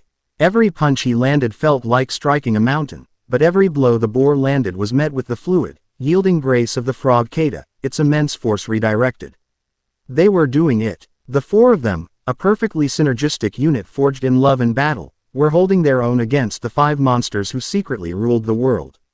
They were a maelstrom of coordinated power, and for a glorious, desperate moment, it seemed like they could win. But they were not fighting just the elders. They were fighting their god. Amu raised a single, slender hand. Enough noise. The world went silent. It wasn't that sound stopped. Sound was unmade. Nami's thunderclouds dispersed without a clap. Yamato's Kanabo hit the swordsman's blade with no impact. Naruto's Rasengan dissipated a foot from the boar's face, its roar of power silenced. The very concept of vibration ceased to exist within the chamber. And with the silence came a crippling psychic pressure. A wave of absolute despair that made the herald's attack feel like a pinprick. "All your struggles are for nothing," Imu's voice whispered in their minds, the only sound in a soundless world. The outcome was decided 800 years ago. As they faltered, the elders pressed their advantage. The swordsman drove Yamato back, his silent blade now moving with an impossible speed. The boar creature trampled Naruto's clones and gored him in the side with its obsidian tusk, sending him crashing into a pillar. The griffin broke free from Robin's hold as her concentration shattered under the psychic assault. They were being overwhelmed. The silence was a weapon, dismantling their teamwork, isolating them in their own minds. Naruto pushed himself up from the broken pillar, his side bleeding, the sound of his own ragged breath absent. He looked at his wives. Yamato, now on one knee, Nami, struggling to even hold her Klima tact, Robin, her face pale, her hands trembling. He looked at the spreading cracks of void in the sky. He looked at the serene, silent figure of Amu. And he understood. Amu wasn't trying to kill them. Not yet. It was savoring this, the process of extinguishing their hope, their defiance, their noise. The Ma was not just an entity Amu served, it was an extension of Imu's own will. A desire for a quiet, orderly, dead world. As the griffin-like elder dove towards a faltering Nami, its talons extended, something in Naruto snapped. The carefully controlled balance of Sage Mode, his own chakra, and Kurama's power broke. The terror and rage he'd felt when he fought Tokikage, the resonance with the seal, it all came flooding back, but this time, he didn't fight it. He embraced it. A torrent of incandescent, red-orange chakra exploded from him, a raw, violent scream of power that was so immense it broke the silence. The sound barrier was shattered, and a thunderous roar filled the chamber, pushing back the elders, pushing back the despair. "Get away from my family." The voice was his, but it was layered, deeper, ancient and filled with the fury of a caged demon. 9 swirling tails of pure energy erupted from his back, and a colossa, fox-like avatar of raging chakra formed around him, its head scraping the vaulted ceiling of the throne room. Kurama Sage Mode. But it was different from before. It was wilder, more powerful, infuse. With the chaotic energy of the waking Ma. So, Imu's voice echoed, a flicker of something that might have been interest in its tone. The key reveals its true nature. Naruto, within the avatar, formed a tailed beast bomb. It was not the controlled sphere he'd used before. It was a chaotic, unstable vortex of black and purple energy, crackling with golden sage chakra. He didn't throw it at the elders. He threw it at the empty throne. If you're a priest, he roared, then let's see you protect your altar. The 5 elders moved as one, abandoning their fights to intercept the blast, Kriti. In a combined shield of Haki and their own monstrous powers. The resulting explosion was apocalyptic. It didn't just shake the castle, it shook the entire red line. The throne room was ripped apart, the pillars vaporized. The roof torn away, exposing them to the shattered sky. When the light faded, the elders were still standing, but they were battered, smoking, their forms flickering. The empty throne was untouched, protected by their sacrifice and a shimmering, invisible field of energy emanating from Amu. But the blast had done its job. It had broken their formation and given his wives a precious second to breathe. Robin, Naruto yelled, his voice booming from the avatar. Now, what did you find? Robin, her eyes blazing with intellectual fire, was looking not at the enemy, but at the throne and the sky. It's a circuit, Naruto. The poneglyphs, they didn't lie, but they didn't tell the whole truth. The Great Kingdom didn't imprison the Ma. They couldn't. They anchored it. The throne isn't the lock. It's the anchor point, a tether that binds that thing's reality to ours. Nami's mind latched onto the concept instantly. A circuit, she yelled, her eyes darting between the cracks in the sky and the glowing throne. Then we don't break the cage. We break the connection. We overload the anchor. The sky above them was almost completely black now. The Ma was no longer just a presence, it was a phenomenon. Reality was beginning to fray. Color started to leach from the world, the vibrant gold of the ruined city fading to gray. Hope was becoming a foreign concept. From the cracks in the sky, shades began to pour out, silent, featureless things of pure void that drifted down toward the castle. We need to buy him time. Yamato roared, her hybrid form flaring back to life. She stood before Nami and Robin. Her kanabo held ready. I will not let those things touch you. She became a one-woman army, a deity of ice and thunder, smashing the silent, hope-draining shades as they descended. A lone bastion of defiance against the encroaching silence. Inside the avatar, Naruto began to gather his power for one final, impossible attack. He knew what he had to do. He couldn't just throw power at the anchor. He had to give it something it couldn't compute. An attack that wasn't just energy, but a concept. He closed his avatar's eyes and reached out. He reached for the natural energy of the world around him. The life force of the very stone of the red line. He reached inward, to the furious, loyal heart of Kurama. And then he reached out to the 3 most important points of light in his universe. Nami, Robin, Yamato, lend me your strength, your hearts. He felt them. Nami's sharp, brilliant mind. Robin's deep, unwavering wisdom. Yamato's indomitable, joyous spirit. Their love, their vows, their shared dream, it all flowed into him, not as chakra, but as a force of will. The raging red avatar began to change. It solidified, shrinking, condensing into a form of pure, golden light around Naruto. It was no longer the shape of a demon fox, but a radiant, sun-like aura of his own. His hair blazed like a star, his whisker marks became stark, golden lines of power, and his eyes were the calm, knowing blue of the ocean and the fierce, burning gold of the sun, fused together. He raised his hand, and a new Rasengan began to form. It wasn't blue or black or yellow. It was a sphere of pure, crystalline light, containing a swirling galaxy of every color imaginable. It was a sphere of life, of connection, of noise. A maelstrom of vows. Amu and the recovering elders watched, a true sense of alarm finally entering their ancient minds. This power was new. It was not the key. It was not the prisoner. It was something else entirely. It was the will of a world that refused to be silenced. Stop him! The swordsman elder roared, and the 5 of them charged. But Yamato met their charge, a lone guardian at the gates of oblivion. You will not pass, she screamed, her kanabo meeting all 5 of them in a single, desperate, earth-shattering blow. Her bones screamed, Her muscles tore, but she held the line. Naruto vanished from his spot and reappeared before the empty throne. The crystalline Rasengan held high. "This world isn't yours to silence," he said, his voice now calm, resonating with 1,000 echoes of hope. "Its songs belong to its people." He thrust the Rasengan forward. It did not strike the throne. It struck the anchor point, the invisible tether that Robin had identified. The moment the sphere of life and connection touched the anchor of the void, reality broke. There was no explosion. There was a release, a sound that was the opposite of silence. A chord of pure creation that vibrated through every soul in the world. For a single, eternal second, everyone, every pirate, every marine, every civilian, looked up and saw a sky filled not with a void, but with a blinding, beautiful, golden light. The tether between worlds, the 800-year-old sin, snapped. The cracks in the sky did not heal. They shattered like glass, and the void beyond simply receded. The star-devouring maw, its connection to this reality severed, was cast adrift once more in the silent sea between stars.